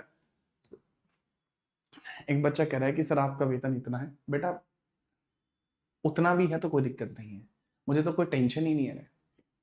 ठीक है, याद रखिएगा, आगे बढ़िए। कम से कम मैं आप लोगों के बीच में आकर अपने लिए काम कर पा रहा हूं। मुझे अपने नाम के आगे किसी और अन्य ब्रांड का नाम लिखने की जरूरत नहीं पड़ती। आगे हम बात करते हैं, इस सवाल का जवाब बताइएगा। सरकार ने किसान क्रेडिट कार्ड योजना कब पेश की है? बताइए। द गवर्नमेंट प्रेजेंटेड द किसान credit card scheme in which year? किसान क्रेडिट कार्ड स्कीम आपको कब देखने को मिलती है? बताइए। धीरज शर्मा की तरफ से भी कहना है। याद रखना, अगस्त 1998 में किसान क्रेडिट कार्ड स्कीम आती है। एक सवाल और पूछा जाता है कि जो किसान क्रेडिट कार्ड स्कीम आपको देखने को मिलती है, यह पहले किस बैंक के साथ स्टार्ट की गई थी? सर, पंजाब नेशनल बैंक के साथ इसको शुरू किया गया है। तो started by Punjab national bank, started by PNB, started by Punjab national bank. तो पीएनबी के द्वारा इसको प्रारंभ किया गया था। 56वें नंबर का प्रश्न है, बताइए। पूछा भारत और वियतनाम के बीच साझेदारी से उनके क्षेत्रीय सुरक्षा परिदृश्य में कितने प्रकार के परिवर्तन आए हैं। इंडिया और वियतनाम के बीच में पूछा गया है, जो डायनामिक्स की चीजें हैं वह किस प्रकार से आपकी बदली है, इसके बारे में बताइए। ठीक है, फटाफट बात करते हैं। सर वियतनाम जो है इंडिया के साथ ऐसे रिलेशन करेगा, इंडिया के साथ इस प्रकार से रिलेशन लेकर आएगा। ठीक है, चलो फटाफट बताएं। देखो अगर मैं एग्जैक्टली बात करता हूं तो सर रक्षा सहयोग और समुद्री सुरक्षा को बढ़ाया जा सकता है, क्योंकि वियतनाम बहुत ज्यादा फेमस है अपनी जो है सी प्रोटेक्शन के लिए, सी कंजर्वेशन के लिए बहुत ज्यादा फेमस है। ठीक है, याद रखना। तो अगर हम बात करें तो करेक्ट है कि increasing defence cooperation the maritime security आपको यहां देखने को मिलता है, समुद्री सुरक्षा को भी इसके माध्यम से बढ़ाया जा रहा है। तो करेक्ट आंसर है। ठीक है, बढ़िया। आगे हम बात करते हैं 56 के बाद 57 नंबर के प्रश्न में, जून 2024 तक लोकसभा में विपक्ष के नेता कौन थे। विपक्ष के नेता जून 2024 में आपके कौन थे, इसके बारे में बताइए फटाफट। इस सवाल का मैं चाहूंगा कि आप लोग सटीक जवाब सही सही दें, फटाफट बताइए। बच्चों का कहना है सर इसका करेक्ट आंसर मल्लिका होगा। बेटा मल्लिका क्यों होगा, आपके पड़ोसी हैं, मल्लिका शेरावत होगा क्या? मल्लिका क्या होता है, ये क्या बात कर रहे हैं आप? सर मल्लिका तो कुछ भी नहीं होता, आप मल्लिका मल्लिका ना कहें, ऐसा करने से अर्जुन कपूर को बहुत दिक्कत हो रही है, क्योंकि करेक्ट आंसर इसका राहुल नहीं होगा जी। देखो अगर हम बात करते हैं correct answer will be Mallikarjun खड़गे। मल्लिकार्जुन खड़गे को उस समय अपॉइंट किया गया था। राहुल गांधी कब से है? सर ये जुलाई के बाद से है। जुलाई के बाद से आपके रागा जी आते हैं, रागा आपके जुलाई के बाद आए हैं, जुलाई से पहले मल्लिकार्जुन खड़गे थे। इसके बारे में याद रखेंगे, बी ही होगा इसका करेक्ट सवाल का जवाब यही है। आगे हम बात करते हैं 58वां सवाल। देखो तुगलकनामा जो बुक है इसके राइटर कौन है? एक किताब देखने को मिलती है तुगलकनामा, तो तुगलकनामा के राइटर के बारे में बताइए। सर तुगलकनामा को अमीर खुसरो ने लिखा है, अमीर खुसरो ने तुगलकनामा को लिखा है। इसने ख्वाजनाइल फुतूह भी लिखी है और अमीर खुसरो के द्वारा तुगलकनामा भी लिखा गया। इनको तोता हिंद कहा जाता है। 7 अलग अलग, ठीक है चलो 7 अलग अलग ऐसे राजा हैं जिनके दरबार में ये रहे हैं, तो इस बारे में याद रखना। ठीक है भाई देवशीन, टेंशन मत लो। 59वें नंबर का प्रश्न ये रहा, अंतरराष्ट्रीय अक्षय ऊर्जा एजेंसी इराना क्या करती है? इराना इंटरनेशनल रिन्यूएबल एनर्जी एजेंसी इराना क्या करती है, इसके बारे में बताइए। 59वें नंबर का सवाल है, इराना करती क्या है? सर इराना आपकी रिन्यूएबल एनर्जी को बहुत ज्यादा यूज करने की बात करती है। इराना की फुल फॉर्म ही आप ये देखिए, इंटरनेशनल रिन्यूएबल एनर्जी एजेंसी, तो यार रिन्यूएबल एनर्जी को यूज करने की बात करेगी।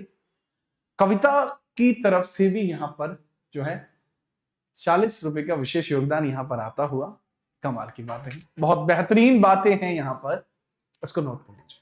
ठीक है, तुगलक का मतलब क्या है एग्जैक्टली? ये जो किताब है ये फिरोज शाह तुगलक के बारे में, एक बच्चे ने पूछ ही लिया आखिरकार, ये किताब एफएसटी के बारे में है, फिरोज शाह तुगलक के बारे में, जिनका शासनकाल 1351 से लेकर 88 के बीच में रहा था जी। 1351 से 88 के बीच में इसका जो हिसाब किताब है रहा का। ठीक है, याद रखना, बगैर परेशानी के।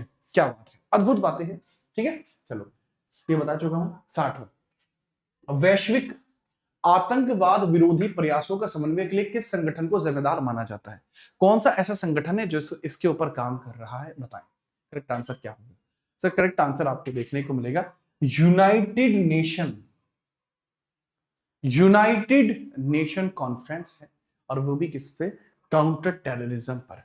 ठीक है, याद रखना। अगर हम बात करते हैं United nation conference on counter terrorism, आपको देखने को मिलता है जो आतंकवादी गतिविधियों को काउंटर टेररिज्म एफर्ट्स के लिए जाना जाता है, आतंकवाद विरोधी आपका एक प्रकार से पूरा ये काम है। ठीक है, चलो याद रखते हैं। आगे हम बात करते हैं, अगला प्रश्न ये रहा 61वां। 61वें नंबर का प्रश्न है कि सर आवश्यक वस्तुओं पर जैसे जीएसटी दर क्या है? आवश्यक वस्तुएं जैसे मिल्क प्रोडक्ट है, ब्रेड है, इस पर जीएसटी आपको क्या देखने को मिल जाएगी? ठीक है, बताएं। ब्रेड वगैरह पर जीएसटी क्या होगी, बताएं। देखो जितनी भी आवश्यक वस्तुएं हैं लेकिन वो पैक्ड होनी चाहिए, तो उस पर आपको जीएसटी 5% देखने को मिल जाएगी। ठीक है, याद रखेंगे। करेक्ट आंसर क्या होगा? सर 5% आपको ये देखने को मिल जाएगा, जीएसटी का हिसाब किताब है। मतलब आप समझिएगा मिल्क प्रोडक्ट्स जो हैं या ब्रेड्स जो हैं, इस पर आपको 5% जीएसटी का रेट देखने को मिल जाएगा। ठीक है, चलो 5% जीएसटी का रेट आपको देखने को मिल जाएगा। मुझे नहीं लगता कि इसमें आपको कोई समस्या होनी चाहिए, ठीक है, याद रखना। उसका राहुल गांधी नहीं होगा, राहुल गांधी जुलाई में आए हैं, ठीक है। आयोग ने भी उसको मल्लिकार्जुन खड़गे ही दिया है। आगे हम बात करते हैं। अबे दारू जीएसटी में नहीं आती, थोड़ी तो शर्म करो, है। क्लास को पारिवारिक नहीं रहने देते यार तुम लोग। चंद्रमा पर नासा का मानवयुक्त लैंडिंग मिशन को क्या नाम दिया गया जो 2024-25 तक होने की संभावना है? बताओ, नासा के उस मिशन का नाम क्या है जो 2024-25 तक होना है? इस लॉन्च हो चुका है, इसका नाम आर्टेमिस है। इसका नाम आर्टेमिस है, अभी रिसेंट में लॉन्च हुआ है, ठीक है। रजत यादव मेरे लाल सवाल को बताइए। पूछा है इंटरनेशनल थर्मोन्यूक्लियर एक्सपेरिमेंटल रिएक्टर परियोजना का उद्देश्य निम्नलिखित में से क्या व्यवहार्य प्रदर्शित करना होता है? ठीक है, याद रखेंगे, इसके बारे में चर्चा करेंगे। सर इसका नाम क्या है? ITER परियोजना का काम क्या था? सर बड़े पैमाने पर कार्बन मुक्त स्रोत के रूप में संलयन ऊर्जा फ्यूजन एनर्जी बनाना था जो कार्बन फ्री सोर्सेज से बनी, जिससे कि कार्बन के एमिशन को रोका जा सके, ठीक है। चलो आगे हम बात करते हैं 64वां। 14 सितंबर को किस तरीके से मनाते हैं? 14 सितंबर किसका दिन? जैसे आप हैं, आप लोगों का बर्थडे भी होता है, राइट? तो ऐसे ही है, आपका जन्मदिवस भी कभी ना कभी तो देखो यार आता ही होगा। अब आप ऐसा थोड़ी है कि आप एक विशेष व्यक्ति की तरह आप आए और जन्म लें, ऐसा नहीं होता, ठीक है। चलो तो अब बताइए, तो करेक्ट आंसर आपको क्या देखने को मिलेगा? क्या ये वोटर्स डे है? सिर्फ 25 जनवरी को फिर क्या बनाओगे? धिनताना दिवस? ऐसा थोड़ी होता है। सर कैंसर डे मनाया जाता है? नहीं यार, कैंसर डे तो 4 फेब को मनाया जाता है। इंजीनियर्स डे मनाया जाता है 15 सितंबर को। तो सर करेक्ट आंसर वह क्या होगा बेटा? करेक्ट आंसर वह होगा नेशनल हिंदी दिवस मनाया जाता है 14 सितंबर को। नेशनल हिंदी डे आपका मनाया जाता है, ठीक है, याद रखेंगे। हाँ जी याद रखेंगे, क्योंकि 1949 में इसी को किया जाता है, ठीक है। हाँ जी, मेरा जन्मदिवस जुलाई में आता है, बिल्कुल। अद्भुत बातें हैं आपके सामने, पूछा है इसके बारे में बताइए। भारतमाला परियोजना किससे संबंधित है? अब भारतमाला के सवाल बहुत ज्यादा बने हैं, ठीक है। चलो सर मेरा एसएससी सीपीओ में हो गया है, आपका बहुत बहुत आभार अमित कुमार, आपका बहुत बहुत धन्यवाद, आपने ये चीज लोगों को बताई। और अब सीपीओ में जब आप सब इंस्पेक्टर लग ही गए हैं, तो अगर मैं कभी दिल्ली में मेरी गाड़ी वगैरह को कोई रोक लेता है, क्योंकि अभी मेरे पास तो गाड़ी है नहीं, अगर मेरी बाइक वगैरह या मेट्रो को कोई रोक लेता है तो आप चलवा देना। ठीक है, चलिए। या 40 रुपए का एक और यहाँ पर सुपर चैट आता हुआ, और इसने पता नहीं कुछ लिखा है, कुछ स्पेशल कुछ लिखा है लड़के ने। यश मालवीय के द्वारा ये आती हुई, बहुत बढ़िया, ठीक है, यश मालवीय के द्वारा आती हुई, इसका हम करेक्ट आंसर करेंगे। सर यह जो भारतमाला परियोजना है वो किस चीज के लिए है? सर ये रोडवेज के लिए ही है, ठीक है। इसमें सड़क अवसंरचना को सुधारना इसका काम किया गया था, मतलब जो सड़क मार्ग हैं इन्हीं को सुधारना इसके अंतर्गत विशेष योजना का काम किया गया था कि सड़कों को सुधारा जाए, इसके बारे में याद रखना, ठीक है। चलो याद रखिए। अगर हम पूछे निम्नलिखित में से कौन सा त्योहार भारत में प्रकाश के त्योहार के रूप में मनाया जाता है? फेस्टिवल ऑफ लाइट किसको कहा जाता है? बता। तो फेस्टिवल ऑफ लाइट दिवाली को कहा जाता है। होली है, हैप्पी होली, दिवाली है बे। तो इसमें आप सीधा याद रखेंगे कि दिवाली आपको देखने को मिल जाएगी, ठीक है, दिवाली आपको देखने को मिल जाएगी। एक बच्चा है जिसका नाम है सावन मणि, कह रहा है कि सर नवीन सर के बारे में 2 शब्द कह दीजिए। नवीन सर एक अच्छे शिक्षक हैं, मैं उनसे भली भांति परिचित हूँ, उनके विवाह में मेरा भी मतलब मैं भी गया था, ठीक है। तो वहां पर भी मैं उनसे मिला था, उससे पहले भी मैं उनके कार्यस्थल पर उनसे मिल चुका हूँ, और जब सर ऑफलाइन पढ़ाया करते थे मैं तब भी उनसे मिला हुआ हूँ। उस समय मैं वेब डेवलपर था, तो इस वजह से हमारी पुरानी जानकारी है। तो अच्छे शिक्षक हैं, कमाल के आदमी हैं, ठीक है। आगे हम बात करते हैं, आगे समझिए। नेक्स्ट है आपका 67। पूछा जा रहा है भारतीय जीएसटी के निम्नलिखित में से किस प्रकार का कर प्रस्तुत किया गया है? किस प्रकार का कर प्रस्तुत किया गया बताइए, बगैर किसी परेशानी के। सवाल बहुत जोरदार है। पूछा जाता है कि सबमिट किया जाता है इंडिया जीएसटी में, भाई सर्विस टैक्स जो है वो जीएसटी के अंतर्गत प्रस्तुत किया जाता है, जीएसटी में ये शामिल हो चुका है, ठीक है। चलो आगे हम बात करते हैं, बहुत बढ़िया। नेक्स्ट है आपसे पूछा जा रहा है कि निम्नलिखित में से किसने पहली बार बुनियादी शिक्षा का विचार प्रतिपादित किया था? Propounded the idea of basic education लोगों के पास होना जरूरी है। बेसिक एजुकेशन, अब लोगों के अंदर देखो सिविक सेंस आए ना आए, लेकिन भाई लोगों के अंतर्गत ये चीज जरूर आनी चाहिए कि भाई उनमें बहुत बेसिक नॉलेज उनमें जरूर होनी चाहिए। अगर बेसिक नॉलेज ही नहीं होगी तो कुछ नहीं होगा लोगों को। और ये किसने कहा सबसे पहले? कोई और नहीं बल्कि अपने गांधी जी, कहते हैं कि लोगों में बेसिक नॉलेज का होना बहुत जरूरी है। ये आपने मोहनदास करमचंद गांधी जी ने जो वर्धा सभा याद है आपको, वर्धा सभा याद है आपको, वर्धा सभा, तो वर्धा योजना के अंतर्गत बुनियादी शिक्षा का विचार अपने गांधी जी पहली बार देते हैं और 1937 में गांधी जी के द्वारा वर्धा सभा में इसको दिया गया था। तो वर्धा में 1937 में गांधी जी कहते हैं कि अगर लोगों के पास बेसिक एजुकेशन ही नहीं है तो वह किस प्रकार के बेसिक लोग हुए। तो इसमें थोड़ा सा याद रखना, the correct answer would be Gandhi ji at Wardha education. Nehru ji जो आपके कहते हैं, नेहरू जी पॉलिटिकली बहुत ज्यादा डोमिनेंस रखते हैं। दयानंद सरस्वती जी के बारे में अगर मैं बात बताऊं तो दयानंद सरस्वती जी 1875 में आर्य समाज की स्थापना करते हैं। इनके द्वारा ही आर्य समाज को स्टार्ट किया गया था और वह कहीं और नहीं बल्कि बॉम्बे में इसको स्टार्ट किया गया था। आर्य समाज को बॉम्बे में स्टार्ट किया गया था एंड इनके द्वारा स्वराज शब्द का पहला यूज किया गया है। इन्होंने स्वराज टर्म का पहला यूज किया है, ठीक है, याद रखेंगे। अगला प्रश्न है 69वें नंबर का है, बताइए 2020-21 में कौन सा राज्य मसालों का प्रमुख उत्पादक था। मसाले सबसे ज्यादा कहां पर अभी रिसेंटली आपको 20-21 में देखने को मिले, बताएं सबसे ज्यादा मसाले, बताएं। देखो यह मसाले आपको वहीं देखने को मिले जहां अभी रिसेंटली अगर हम बात करें तो मैं उस चीज को स्टार्ट भी करने वाला हूं, वहां के लिए स्पेसिफिक क्लासेस लेके आने वाला हूं उस राज्य के लिए।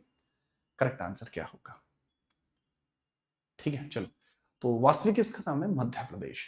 दालों में और मसालों में, दालों में और मसालों में यह आपको सबसे ज्यादा देखने को मिल जाएगा। दालों में और मसालों में आपको मध्य प्रदेश सबसे ज्यादा देखने को मिल जाएगा। एग्जैक्टली याद रखेंगे, बेहतरीन बात है, ठीक है चलो। ठीक है आगे बात करते हैं 70वें नंबर का प्रश्न है। प्रथम lifetime disturbing the peace award, शांति भंग का आजीवन पुरस्कार के प्राप्तकर्ता कौन आपको देखने को मिल जाएंगे। एक अवार्ड दिया गया था डिस्टर्बिंग द पीस प्राइज, किसको दिया गया है बताइए। ये मैनहट्टन में दिया गया था और ये दिया जाता है कि जिनकी किताब हमेशा कंट्रोवर्सी में रहती है। मोस्ट कंट्रोवर्शियल बुक आपको देखने को मिलेगा, मोस्ट कंट्रोवर्शियल देखने को मिलेगा, ठीक है चलो। अगर हम बात करते, अच्छा एक सवाल आप लोगों से पूछना चाहता था, मन तो बहुत है आप लोगों से पूछ भी लेता हूं। क्लास की टाइमिंग को लेकर सवाल आ चुका है चीनी का, चीनी नाम का बच्चा पूछ रहा है। करेक्ट आंसर की बात करता हूं, सलमान रुश्दी हैं जिनको यह अवार्ड मिलता है, शांति भंग का आजीवन पुरस्कार मिला है सलमान रुश्दी को। तो आप मुझे थोड़ा सा बताएंगे यहां पर, ठीक है, कि भाई ये जो क्लास है प्रीवियस ईयर क्वेश्चंस की क्लास है, इसमें पहले मैं यूपी पुलिस के प्रीवियस ईयर क्वेश्चन करा रहा हूं। तो मेरे लाल ये बताइए किस क्लास के टाइमिंग में क्या रखूं, टाइमिंग में क्या रखूं, क्या इसको रेगुलर, हम रेगुलर इसको 10:30 रख दूं क्या, 10:30 रख दूं क्या रेगुलर, 10:30 रख दूं, 10 रख दूं, कितने बजे रखूं बताओ। ठीक है रेगुलर करा देंगे अगर आप रेगुलर आते। अरुंधति रॉय भारत के लिए बुकर प्राइज भी जीत चुकी है 1997 में, गॉड ऑफ स्मॉल थिंग इनकी किताब है। जो बिडेन अमेरिकन राष्ट्रपति रह चुके हैं। रॉडी स्टीवर्ट अच्छी राइटर हैं, ठीक है याद रखना। नाइफ सलमान रुश्दी की है, ठीक है, और सनराइज ओवर अयोध्या रुश्दी की है, फेमस किताब लिखते हैं। अगला प्रश्न है 71वें नंबर का है। सबसे कम लिंगानुपात वाला भारतीय राज्य हरियाणा है, मैक्सिमम में होता तो देन वह आपको केरला देखने को मिल जाता, ठीक है चलो। नेक्स्ट हम बात करते हैं जनसंख्या डी का घनत्व क्या है, डेंसिटी ऑफ द पॉपुलेशन को किस नाम से जाना जाता है, डेंसिटी ऑफ द पॉपुलेशन को किस नाम से जाना जाता है बताएं जरा sir. Density of the population को जो जाना जाता है number upon space, total number कितने लोग हैं, ठीक है, टोटल नंबर ऑफ पर्संस जो कितना एरिया घेरते हैं इस चीज के ऊपर डिपेंड करता है, इसके बारे में याद रखना। नंबर अपॉन स्पेस, कुल जनसंख्या बटे कुल क्षेत्रफल, कुल जनसंख्या बटे कुल क्षेत्रफल, ठीक है, कुल जनसंख्या कुल क्षेत्रफल के लिए यहाँ पर चर्चा की जाती है। 73वें नंबर का प्रश्न है, पूछा जा रहा है, आपको बताना है बायोमेट्रिक प्रौद्योगिकी का एकीकरण भारत के किस सुरक्षा ढांचे को कैसे बढ़ाता है, इसके बारे में थोड़ा सा बताई दीजिए। अगर हम इसके बारे में बात करेंगे तो पहचान और सत्यापन प्रक्रियाओं में सुधार करके आप इंडिया की इंटरनल सिक्योरिटी को बढ़ा सकते हैं, आइडेंटिफिकेशन वेरिफिकेशन प्रोसेस को बढ़ा सकते हैं। क्यों, नागरिकों के लिए अगर कागजी कार्रवाई का काम करेंगे इसमें फर्जीवाड़ा होगा। अगर ह्यूमन सिक्योरिटी के लिए पर्सनल ऑल टुगेदर को अगर आप एलिमिनेट करोगे तो भी इसमें नुकसान होगा। रियल टाइम लोकेशन ट्रैकिंग करोगे, अगर ओवरऑल सर्विलेंस करोगे, इसमें ज्यादा लोगों की जरूरत पड़ेगी। आप वेरिफिकेशन प्रोसेस को टफ कर दीजिए, आप इसके अंतर्गत सुधार कर पाएंगे वेरिफिकेशन प्रोसेस को टफ करके। सबसे अच्छा तो यही है भाई, है आप खुद भी तो सोचो, सबसे बेहतरीन आपको यही देखने को मिलेगा। कोई समस्या तो नहीं है? नहीं जी सर, बढ़िया लेवल पर समझ पाए। तो आप बताएंगे नेक्स्ट। बारडोली सत्याग्रह 1928 में सरदार वल्लभ भाई पटेल, वहीं की महिलाओं ने इनको एक उपाधि दी थी जिसको सरदार कहा गया। नेक्स्ट है, आपसे पूछा गया था 2021 में इंस्टाग्राम को इंटरनेट पर दुनिया भर में सबसे अधिक इस्तेमाल किए जाने वाला सोशल मीडिया प्लेटफॉर्म में कौन सा नंबर दिया गया? 2021 में सबसे ज्यादा यूज प्लेटफॉर्म में कौन सा था? सर जी, चौथे नंबर पे था आपका इंस्टाग्राम। ये सेंटाग्राम आपका चौथे नंबर पर देखने को मिलेगा, है ना। अगर हम बात करते हैं पहले नंबर पे तो गूगलवा था, ठीक है, फेसबुक। चीन ने तिब्बत पर कब आक्रमण किया था? चीन और तिब्बत की जो कलेश शुरू हुए हैं वो कब से शुरू हुए? पहला अटैक आपका कब होता है, पूछा जा रहा है, बताएं। बगैर परेशानी के पहले अटैक की हम चर्चा करेंगे, कब हुआ है पहला अटैक। पहला अटैक आपको कब देखने को मिल जाएगा? चीन और तिब्बत की बात चल रही है।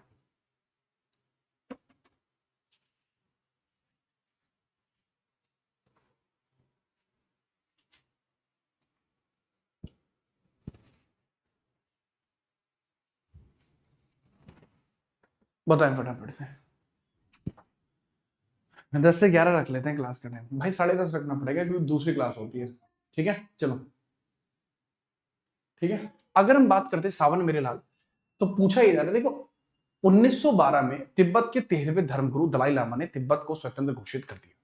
उस समय चीन ने कोई आपत्ति नहीं जताई, लेकिन तकरीबन 40 साल के बाद जब वहां कम्युनिस्ट गवर्नमेंट बनती है, यानी 1949 और 50 के बीच में, तब इन्होंने बैटल को स्टार्ट किया। तो अगर हम बात करते हैं इनका जो मेजर बैटल शुरू होता है वो 1950 में शुरू होता है। हालांकि बैटल की शुरुआत 49 में हो चुकी थी, लेकिन डिस्प्यूटेड बैटल था। इसको जो मैक्सिमम लेवल पर शुरू किया जाता है वो 1950 में शुरू किया जाता है। 1949 में युद्ध शुरू हो चुका था, बट युद्ध बहुत छोटे स्तर पर था। बड़े स्तर पर 1950 में जाते जाते ही पहुंच गया, ठीक है। चलो, झूठ का जीवन बहुत छोटा होता है पर खुरदार, ये सच बात है। झूठ का जीवन बहुत छोटा होता है, तो कभी भी झूठ के जीवन को ना देखें मेरे लाल। अब बताएंगे, आप मुझे बताइए, जल प्रदूषक का संकेतक किसे माना जाता है? अगर मेंढक पीला पड़ने लगे और किसी जल से निकलता पीले रंग का, इसका मतलब क्या है? कि वह मेंढक जो है वह प्रदूषित जल को दर्शा रहा है। हमेशा याद रखना कि जो मेंढक आपको देखने को मिलता है, मेंढक, यह आपका जल का प्रदूषक माना जाता है। उभयचर में विशेष रूप से जो है आपको, जिसको मेंढक कहा जाता है या टोड जिसको कहा जाता है, यह ऐसा है जो अपनी त्वचा की झिल्लियों के माध्यम से विषैले रसायनों को अवशोषित करता है। तो इससे पता लग जाता है कि ये बेकार है, सही है, इस तरीके से मेंढक देखने को मिलेगा, ठीक है। केचुआ, अबे मिट्टी के सॉइल पॉल्यूशन को बताता है केचुआ। अब देखो क्लास में, अब क्लास में रिंकू है, कह रहा है कि सर मेंढकी क्यों नहीं हो सकती? रिंकू क्या बोलूं मैं तुम्हें, क्या बोलूं क्या मैं, मतलब मुझे तुम्हारे लिए शब्द नहीं मिल रहा है। पर मेंढक आप याद रख सकते हैं कि इसके अंदर करेक्ट आंसर होगा, याद रखना। इस तरीके की कई बार आज आ चुके होते हैं। हालांकि यहाँ 2 शिफ्ट पूरी हुई है, आगे हम बढ़ते हैं अगली शिफ्ट की तरफ, ठीक है। तो ये शिफ्ट पूरी हुई, अब हम आगे बढ़ते हैं अगली शिफ्टों की ओर, ठीक है। चलो, ये स्किन से सांस लेता है, जी हाँ, मेंढक जो है वो अपनी स्किन से सांस लेता है, जी हाँ। हाँ, पर मुझे खुद जीवों से दया आती है, ठीक है। चलो, केचुआ किसान का मित्र होता है, जी हाँ, मेरा भी मित्र है एक केचुआ। मेरा दोस्त है, उसका नाम ही हमने केचुआ रखा हुआ है। आगे बात करते हैं, अगला सवाल ये रहा। ट्रोजन वायरस जो होते हैं, numerous solar wind Orion platforms, Trojan virus कई सोलर विंड ओरियन प्लेटफॉर्म पर डाला गया था, तो यह किस कारण से डाला गया था, इसके बारे में बताइए। ये एक वायरस था, एक प्रकार का ऑपरेशन था, इसके बारे में बताइए। मेंढक के दिल में कितने चैम्बर होते हैं? 3 चैम्बर होते हैं भाई मेंढक के दिल में, ठीक है। चलो, अरे नहीं नहीं, सीरियसली मेरा एक दोस्त है जिसका नाम केचुआ है। नहीं, एक ये सेट और कर लेते, बहुत ज्यादा बड़ा नहीं होगा, छोटा सा सेट है बेचारा। मतलब ये मान लीजिए इससे इससे मतलब बहुत छोटा सा शॉट है भाई। हम बात कर लेते हैं, अभी कर लेते हैं शिफ्ट को भी, कोई दिक्कत नहीं है।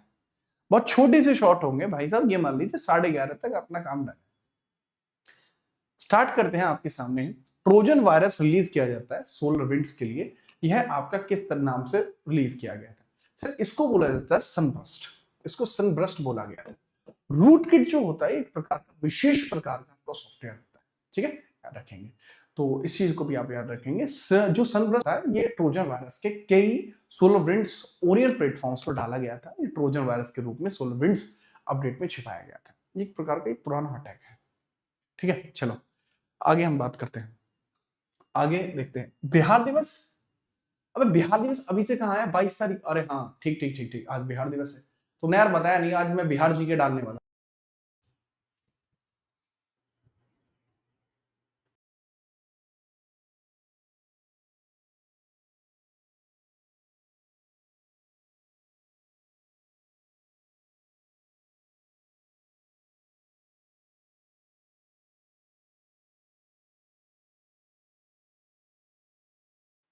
अब से पहले ऐसा बहुत लोगों को लग चुका है कि अब मैं क्या ही कर पाऊंगा, लेकिन मैं बार बार वापस आके कहता हूं कि अभी हम क्लास में हैं। स्टार्ट करते हैं। इसके आगे समझिएगा कि आपके सामने एक बहुत खतरनाक लेवल पे सवाल पूछा जा रहा है कि what is the name of the earth first supercomputer. Supercontinent, पृथ्वी के प्रमुख जो प्रथम सुपर कॉन्टिनेंट था, सबसे बड़ा महाद्वीप था, इसका नाम क्या रखा गया था? इसके बारे में बताइए सर। जो सुपर कॉन्टिनेंट था इसका नाम क्या रखा गया? इसके तौर पर सीधा याद रखना, इसका नाम क्या था? वॉलबारा था, गोंडवाना था, पेंजिया था, कोलंबिया था। ये इसके बारे में बात करते हैं। सर सबसे पुराना क्या है? सर इसके अंतर्गत अगर हम सटीक जवाब की बात करते हैं, उसका नाम बताइए। सर क्या वे गोंडवाना लैंड है, पेंजिया है, सबसे पुराना कौन सा है?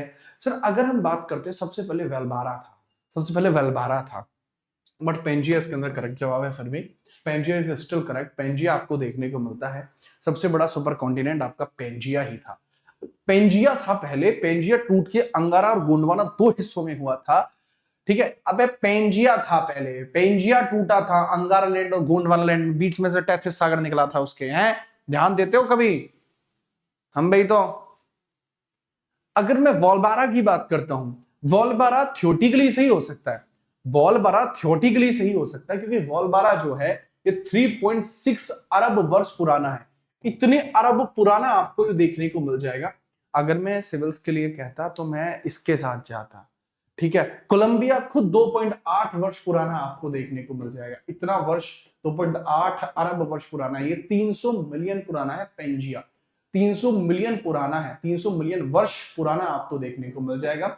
बट एग्जैक्टली क्या है ना कि ये फेमस बहुत ज्यादा है इस वजह से। प्लस आपका जो आयोग है वो भी इसी को सही मानता है, इसलिए मैंने इसको सही माना, वरना मैं तो भाई अलग कर देता।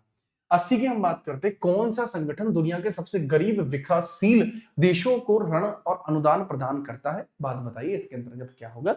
सर वर्ल्ड बैंकवा जो है वो इनको इस प्रकार से लोन वगैरह प्रोवाइड करा रहा होता है, जिसमें कोई दिक्कत मुझे नहीं लगता कि आपको होगी। आगे बढ़ेंगे। अगला प्रश्न ये रहा आपके सामने है। पूछा है वेदों के अंदर मानव अधिकार को निम्नलिखित में किस अवधारणा से दर्शाया गया है? वेदों के बारे में चर्चा की जा रही है, इसके बारे में बताइए। ठीक है, बताइए। ठीक है, चलो बताएं। वेदों के बारे में पूछा जा रहा है, वेदों के अंदर मानवों को किस तरीके से दर्शाया गया है, बताओ। सर वेदों में मानवों को समान दर्शाया गया है। मनुष्य समान है। ऐसा नहीं है कि मनुष्य एक ज्यादा बड़ा है, एक ज्यादा कम है, ऐसा नहीं है। मनुष्य को समान दर्शाया गया है और मनुष्य के लिए यह शब्द का प्रयोग किया जाता है कि प्रत्येक मनुष्य समान है। ठीक है, चलिए। ठीक है, याद रखिएगा। 42वां नंबर का सवाल, हर वर्ष किस दिन को विश्व कला दिवस के तौर पर मनाया जाता है? ठीक है, वर्ल्ड आर्ट डे किस दिन मनाया जाता है? 15 अप्रैल को वर्ल्ड आर्ट डे के तौर पर मनाया जाता है, वर्ल्ड आर्ट डे। ठीक है, वर्ल्ड आर्ट डे 15 अप्रैल को मनाया जाता है। ठीक है, याद रखेंगे। कोई समस्या तो नहीं है? फिर कोई समस्या नहीं है। उस साल ये बहुत ज्यादा ट्रेंडिंग में था, इसलिए इसमें पूछा गया था। लो 352, भारत संविधान का अनुच्छेद 352 मुख्य रूप से किससे संबंधित है? आर्टिकल 352 किससे रिलेटेड आपको देखने को मिलेगा? सटीक लेवल में बताइए 352 किससे रिलेट करेगा? सर राष्ट्रीय आपातकाल। आधार कितने होते? 3 होता है। सर युद्ध की स्थिति, बाह्य आक्रमण या फिर सशस्त्र विद्रोह इसका एक प्रमुख कारण बन सकता है, तो इसके बारे में सटीक लेवल पे याद रखेंगे। क्या proclamation and formation of new state, नए राज्य के गठन की घोषणा है? Proclamation of the appointment of CGI है? प्रोक्लेमेशन और डिसोल्यूशन ऑफ लोकसभा है? या proclamation of the national emergency? Correct है। लोकसभा का विघटन होना 356 में पॉसिबल है। सीजेआई की नियुक्ति की घोषणा से, सीजेआई की नियुक्ति की घोषणा आपको आर्टिकल 124 के दूसरे क्लॉज में ही देखने को मिल सकती है और कहीं नहीं देखने को मिल सकती, याद रखेंगे।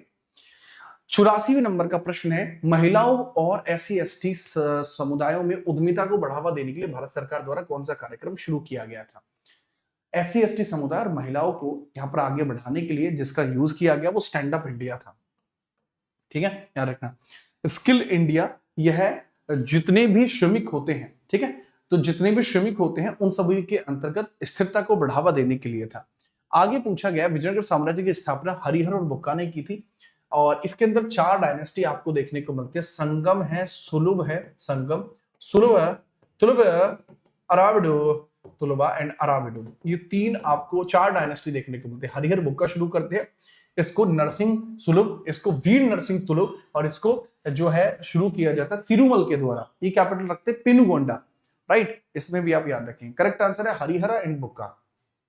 लीजिए पूछा है मेगा शहर वे शहर हैं जिनकी जनसंख्या किससे अधिक होती है। मेगा सिटी जो टर्म है, ये टर्म किसके लिए यूज किया जाता है? Mega city. Sir mega cities के बारे में टर्म की बात करते हैं, किसके लिए यूज किया जाता है? सर जो भी ऐसे होते हैं जहां पर आपको 10 मिलियन यानी 1 करोड़ से ज्यादा लोग होते हैं उसको मेगा सिटी कहा जाता है। तो 10 मिलियन का मतलब होता है 1 करोड़ प्लस। 1 करोड़ प्लस जो लोग जहां पर रहते हैं उसको मेगा सिटी के तौर पर जाना जाता है। क्या बोलते हैं रे? इसको मेगा सिटी बोलते हैं भाई जी, इसको मेगा सिटी बोलते हैं। दिल्ली, मुंबई, बेंगलुरु, ये मेगा सिटीज हैं।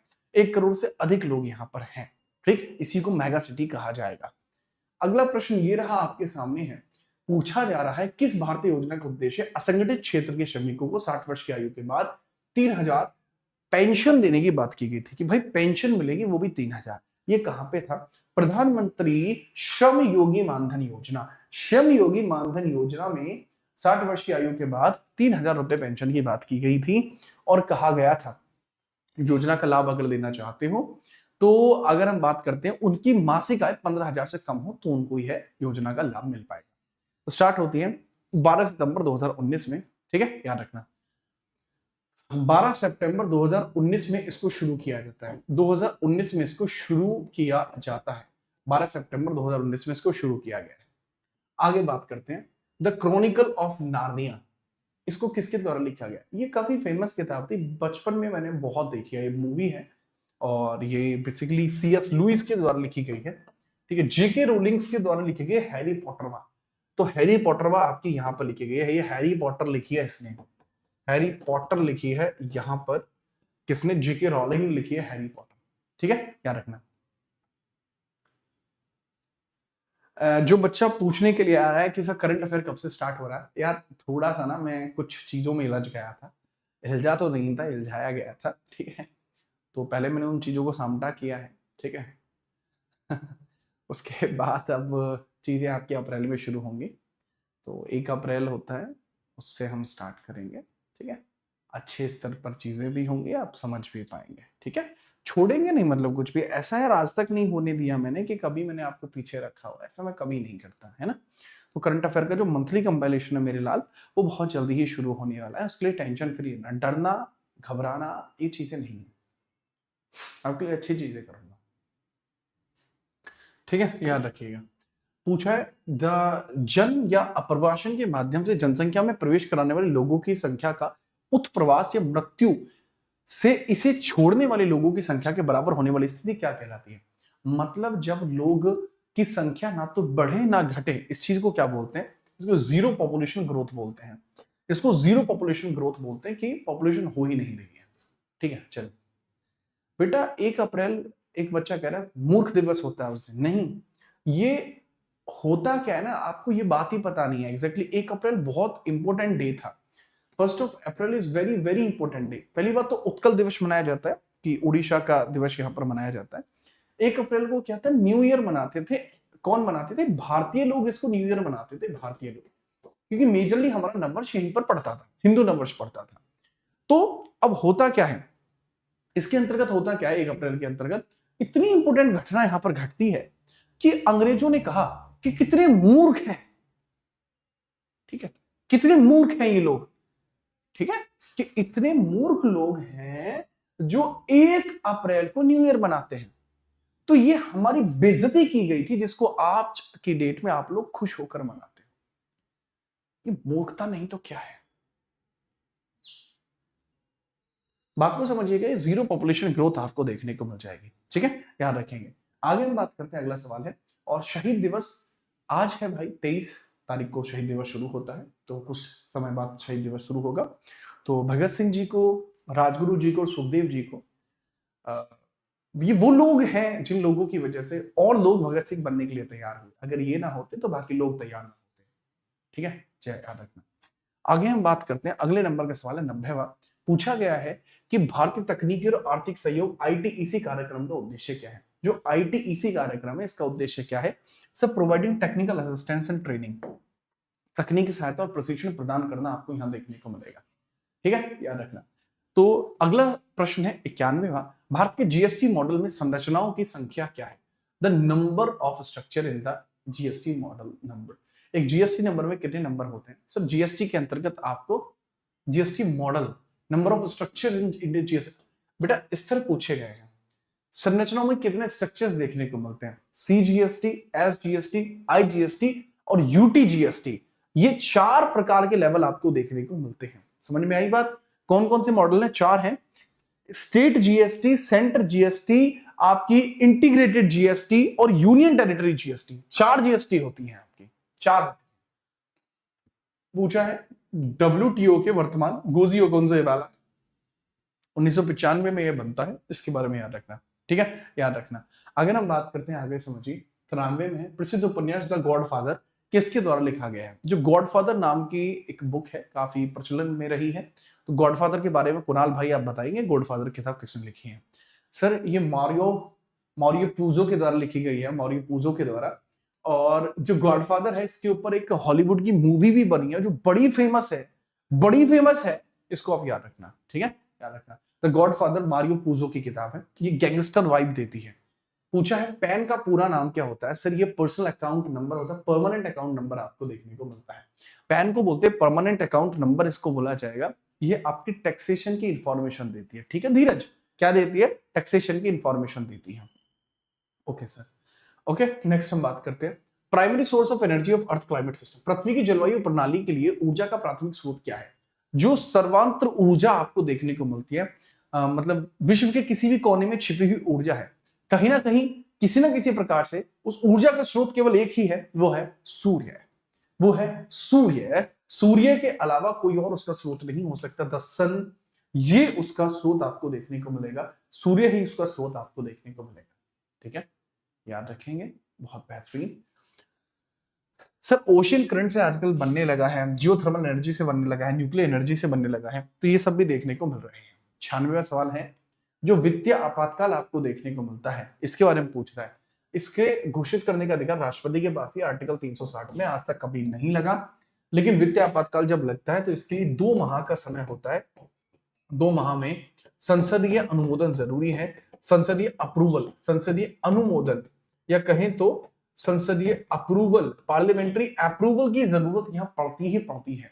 पार्लियामेंट्री अप्रूवल की जरूरत यहां पड़ती ही पड़ती है, इस बारे में याद रखना। 97वां प्रश्न ये रहा, फेसबुक ग्राहक सबसे महत्वपूर्ण सोशल मीडिया मार्केटिंग टूल में के माध्यम से विशेष ऑफर या ऑन डिमांड प्रमोशन करते हैं, बताइए।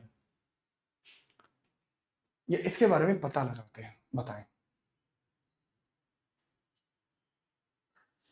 सर अगर हम बात करते हैं जो चैटी पीपल आपको देखने को मिलता है, इसके माध्यम से विशेष ऑफर और ऑन डिमांड प्रमोशन के बारे में पता लगाया जाता है। चैटी पीपल करके एक यूटिलिटी टूल होता, अब नहीं होता, अब तो मेटा मैनेजर नाम से आता है। ठीक है, और जो मेटा मैनेजर है वो अब इसके लिए काम करता है, पहले इसके लिए यही चीज आपकी काम कर रही होती थी। ठीक है, इसके बारे में आप याद रखिएगा, कोई समस्या नहीं है।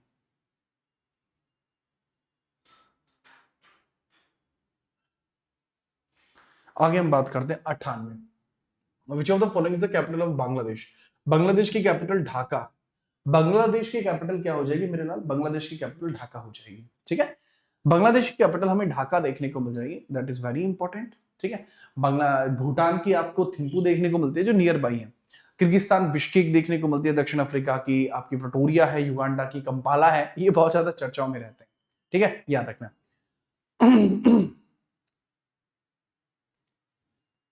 नेक्स्ट है, हर वर्ष किस दिन को अंतरराष्ट्रीय निरस्त्रीकरण और आपकी अप्रसार जागरूकता दिवस के रूप में मनाया जा रहा है, इसके बारे में बताएंगे। 99वें वाले सवाल के बारे में सही जवाब दीजिए। सर 5 मार्च को मनाया जाता है, इंटरनेशनल डिसआर्मेंट डे आपका मनाया जाता है। नेक्स्ट है पूछा है हाल ही में किस भारतीय अड्डे को यूनेस्को ने प्रिक्स वर्सेल अवार्ड प्रदान किया है? सर यह कैंपागोडा इंटरनेशनल एयरपोर्ट, सोलर एनर्जी के मामले में, बाकी एनर्जी के मामले में यह सबसे ज्यादा है, बेस्ट पब्लिक बिल्डिंग में आता है। कैंपागोडा है बेंगलुरु के अंदर स्थित है, बेंगलुरु में स्थित आपको देखने को मिलेगा। नेक्स्ट है जो human rights and in human wrongs, human rights and in human wrongs, इसके राइटर कौन देखने को मिलेंगे? सर ये वी आर कृष्ण अय्यर है के द्वारा लिखी गई है, वी आर कृष्ण अय्यर है। ये कौन है? सर ये पूर्व न्यायाधीश हैं जो सुप्रीम कोर्ट में रहे हैं, ठीक है। तो इसका करेक्ट लेवल पे याद रखेंगे, correct answer would be V R Krishna Iyer है। 102वां प्रश्न है, पूछा जा रहा है कौन सा अंतरराष्ट्रीय समझौता ओजोन परत के क्षरण के लिए जिम्मेदार अनेक पदार्थों के उत्पादन के चरणबद्ध तरीके से समाप्त करके ओजोन परत के संरक्षण पर केंद्रित है, कि ओजोन परत का संरक्षण यहां से होता रहेगा। बताएं कौन सा समझौता? तब तक कुछ बच्चे हैं जो पूछना चाह रहे हैं, जैसे निक्की हैं और भी बच्चे हैं कि सर क्या 11:30 बजे वाली क्लास नहीं होती? होती है। और 11:30 बजे तो मैं हिस्ट्री को, पेड हिस्ट्री को मैं चला रहा हूं। यहां पर जो पेड हिस्ट्री हमें देखने को मिलती है वो आपको यहां देखने को मिलेगी। देखिए बच्चे, हमारी एक प्लेलिस्ट है, जिस प्लेलिस्ट को आप देख सकते हैं यहां पर, ये वाली। इस प्लेलिस्ट में ही अगली क्लास आपको देखने को मिलेगी, हर रोज 11:30 बजे होती है। अगर आप वाकई में प्राइम लेवल पे पढ़ना चाहते हो, यानी थियोटिकल मीडियम में पढ़ना चाहते हो, जिसमें पढ़ने के बाद आप खुद कहें कि सर क्या पढ़ा दिया है, तो वो आप यहां से पढ़ सकते हैं हमारे पास से, और खतरनाक लेवल पे आप यहां पढ़ पाएंगे। तो यहाँ पे मतलब वो एकदम थियोटिकली मैं यहाँ पे आपको पढ़ा रहा हूँ इस तरीके से, एकदम रिटन फॉर्मेट में, फ्री है। वैसे तो ये बैच हमारा पेड है, तथास्तु है इसका नाम, पेड बैच है। 800 रुपए का पड़ता है, 750 रुपए का पड़ता है। चाहे तो आप पेड खरीद लीजिए, या फिर चाहे तो आप इसको लाइव देख लीजिए, लेकिन लाइव देखने का समय वही है कि 11:30 बजे आना पड़ेगा, क्योंकि ये क्लास फिर हमारी प्राइवेट कर दी जाती है, ठीक है। छुट्टी नहीं हुई है, 2 सैटरडे संडे थे, इस वजह से नहीं हुई थी ना, इस वजह से अब आपकी चल रही है। तो भाई इस क्लास को भी लाइक जरूर कर लीजिएगा, जो क्लास हमारी चल रही है। अब हम आगे के क्वेश्चंस की चर्चा कर लेते हैं, कहते ने क्वेश्चनों की बात करते हैं, ठीक है। चलो बताएं।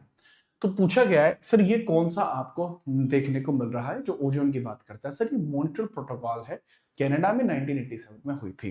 क्या कौन सी है? सर मॉन्ट्रियल प्रोटोकॉल है, 1987 में कनाडा में देखने को मिल जाती है, कनाडा में देखने को मिलती है Montreal protocol, right. I hope इसको आप याद रखेंगे। अगला सवाल है 102 के बाद 103वां सवाल है, who was the first sultan of Delhi? 103वें सवाल में आप बताएंगे दिल्ली का पहला सुल्तान कौन सा था। देखो इस सवाल में एक अपडेट है। अब तक हम सभी टीचर, ठीक है, अब तक हम सभी टीचर इस प्रकार से करते हुए आए थे। एक बच्चा कह रहा है, एक शिक्षक का नाम लेते हुए कह रहा है कि वो ऐसा करते हैं। बेटा मैं ऐसा अब से नहीं करता, मैं बहुत लंबे समय से ऐसा कर रहा हूं, ठीक है। मैं पॉलिटी ऐसे खत्म करा चुका हूं। जी हाँ, वो टीचर भी ऐसा करते हैं और वो एक अच्छे टीचर है, ओके। जो अच्छा टीचर होता है मैं उसको अच्छा ही बताता हूं। इसके अंतर्गत एबा का सही जवाब है। अब तक सभी शिक्षक इल्तुतमिश बताते आए थे, उन शिक्षकों में मैं भी था, लेकिन 2024 के बाद से मैंने उस डेटा को चेंज करके इल्तुतमिश को पहला सुल्तान नाम बताते हुए ऐबक को पहला सुल्तान बताना शुरू किया है। इसका शासनकाल 1206 से 1210 तक था, और ये गुलाम वंश के अंतर्गत देखने को मिलता है। नेक्स्ट है, नाइट्रोजन की खोज किसके द्वारा की गई है?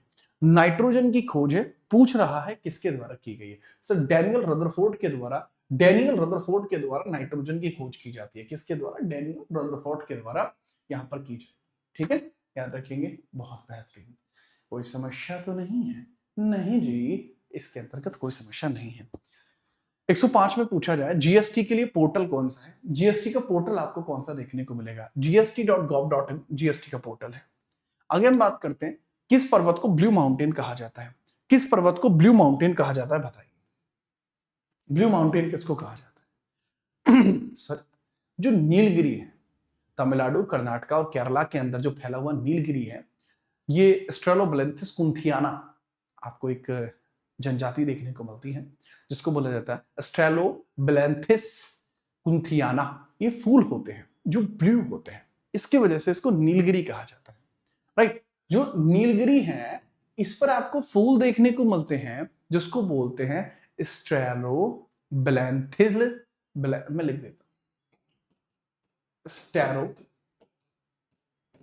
बिलैन, मतलब कई बार क्या बोला नहीं जाता लेकिन लिख देते हैं, और स्टेरोब्लेंथिस, आप बोलेंगे स्टेरोब्लेंथिस कुंथियाना, कुंथियाना, इसको लिख लेना। तो स्टेरोब्लेंथिस कुंथियाना नीले रंग के होते हैं, इसकी वजह से क्या होता है कि नीले दिखाई पड़ते हैं, ठीक है, याद रखना। 1986 में इसको बायोस्फीयर रिजर्व भी बनाया गया था। डोडा बेटा इसकी सबसे ऊंची चोटी देखने को मिलती है। सबसे ऊंची चोटी कौन सी? डोडा बेटा है, राइट। आगे बढ़िए। व्यापार घाटे से क्या अभिप्राय है, इसके बारे में बताइए। देखो, व्यापार घाटे का मतलब है जब किसी देश का जो एक्सपोर्ट है वो छोटा रह जाए और इंपोर्ट किसी का बढ़ जाए, यानी किसी का आयात बढ़ जाए, निर्यात कम हो जाए, इसको व्यापार घाटा बोलते हैं। कंट्रीज इंपोर्ट एक्सीड एक्सपोर्ट्स, इसको व्यापार घाटा कहा जाता है, ठीक है। संदेश सूर्यवंशी 108वां सवाल है, इसके बारे में बताएंगे। 108वें सवाल के बारे में करेक्ट आंसर क्या होगा? सर, इसमें पूछा गया है कि सर कुश्ती के पारंपरिक रूप का नाम बताइए जिसमें कुश्तीदार विशेष रूप से मिट्टी में खेलता है। सर, कबड्डी कबड्डी कबड्डी कबड्डी उसको कहा जाएगा, उसको कबड्डी कहा जाता है। नहीं नहीं नहीं नहीं नहीं, नहीं कबड्डी तो खेल है, कुश्तीबाज प्रतियोगिता के बारे में बात कर रहे हैं। सर, इसको कुश्ती पहलवानी कहा जाएगा, पहलवानी कहा जाता है इसको। डी होगा, D D D D D D D is the answer, पहलवानी, ठीक है, याद रखना, याद रखेंगे। कोई समस्या तो नहीं है सर? कोई समस्या नहीं। नेक्स्ट पूछा गया, किसी संस्था ने रेत और धूल तूफान, कृषि में शमन, अनुकूलन, नीति और जोखिम प्रबंधन उपायों के लिए एक गाइड शीट्स की रिपोर्ट जारी की है। इस गाइड शीट्स की रिपोर्ट कौन जारी करता है? सर, ये एफएओ जारी करता है, फूड एंड एग्रीकल्चर ऑर्गेनाइजेशन जारी करता है, जो मूल, प्रभाव, कमी, उपाय, इन सब की चर्चा करता है। That is not UNEP, that is FAO. क्योंकि यहां बात की जा रही है किसके बारे में? Guide to the mitigation sand and dust storms, जो रिपोर्ट है एफएओ की रिपोर्ट है। एफएओ 1945 में बनता है लंदन में। अर्थ एलिबियो, पृथ्वी का एलिबो काफी हद तक किससे प्रभावित होता है? बताइए। एलिबो काफी हद तक जो प्रभावित होता है वो पृथ्वी के बादल के छा जाने से प्रभावित होता है, ठीक है। बादल पृथ्वी के एलिबो को बढ़ाते हैं, बादलों की उपस्थिति आपको देखने को मिलती है, एलिबो बढ़ जाता है ना, याद रखना। वनस्पति एलिबो को कम करती है, क्लाउडीनेस इसको बढ़ाती है, ठीक, क्लाउडीनेस इसको बढ़ाती है भाई, याद रखना। आगे बढ़िए। डीएनए को डिस्कवर किसके द्वारा किया जाता है? सर, डीएनए है, डीएनए को किसके द्वारा डिस्कवर किया गया? 1953 में डीएनए को जेम्स वाटसन और फ्रांसिस क्रिक के द्वारा 1953 में डीएनए को डिस्कवर किया गया। कोई दिक्कत तो नहीं है? मैं डायरेक्टली क्वेश्चन टू क्वेश्चन बात करता हूं जिससे कि आपको एक लेवल के लिए डिपेंडेंसी कम होती रहे। आगे हम बात करते हैं, पूछा है कि किस बैंक ने भारत में विमुद्रीकरण का समर्थन किया था? बहुत सारे ऐसे बैंक थे जिन्होंने मना कर दिया था, लेकिन अगर हम बात करते हैं जो रिजर्व बैंक ऑफ इंडिया है, क्योंकि इसने तो किया ही था, तो ये तो सपोर्ट करेगा ही ना demonetisation, reserve bank of India था, ठीक है, याद रखना। अभी रिसेंटली हुआ कब था? 1949 में नेशनलाइज होता है और 2016 8 नवंबर में रिसेंट में डिमोनेटाइजेशन हुआ था, आरबीआई के द्वारा ही किया गया था, तो आरबीआई ने इसको सपोर्ट किया था। नेक्स्ट हम बात करते हैं, निम्नलिखित में से किस साइबर अपराध में संवेदनशील जानकारी का खुलासा करने के लिए व्यक्तियों को धोखा देना शामिल है? कि संवेदनशील जानकारी है तो व्यक्तियों को धोखा देना इसमें शामिल है। इसी को फिशिंग कहा जाता है, कि व्यक्तियों को कुछ और दिखाकर उनसे कुछ और करवा लिया जाता है, इसको फिशिंग कहा जाता है। नेक्स्ट पूछा जा रहा है कि साहित्य में नोबेल प्राप्त करने वाले पहले भारतीय, साहित्य में नोबेल प्राप्त करने वाले पहले भारतीय 1913 में नोबेल मिलता है, रविंद्रनाथ टैगोर हैं और इनको गीतांजलि के लिए मिला था। सीवी रमन को 1930 में मिलता है साइंस के लिए, इनको कभी नहीं मिला। मदर टेरेसा को 1979 में मिलता है शांति के क्षेत्र में। रविंद्रनाथ टैगोर करेक्ट आंसर है। ये आपका है घर का सवाल। जर्मनी की कैपिटल क्या है? इस क्लास के नीचे कमेंट सब करके जाना। इसकी पीडीएफ साथ ही साथ, मतलब अंडर 5 मिनट आपको इसकी पीडीएफ हमारे टेलीग्राम पे मिलेगा, वैसा ही रहेगा। जो भी क्लास होगी तुरंत उसकी पीडीएफ मिलेगी, बिल्कुल देर नहीं की जाएगी, तुरंत की तुरंत ताबड़तोड़ पीडीएफ मिला करेंगे, ठीक है। तो मजा आता है। अब कल मिलते हैं। इसकी कैपिटल कमेंट में बता देना और क्लास कैसी लगी वो भी बताना। कल के लिए रेडी हो तो बता देना, रेडी फॉर टुमारो, तभी मजा आएगा। जय हिंद, वंदे मातरम।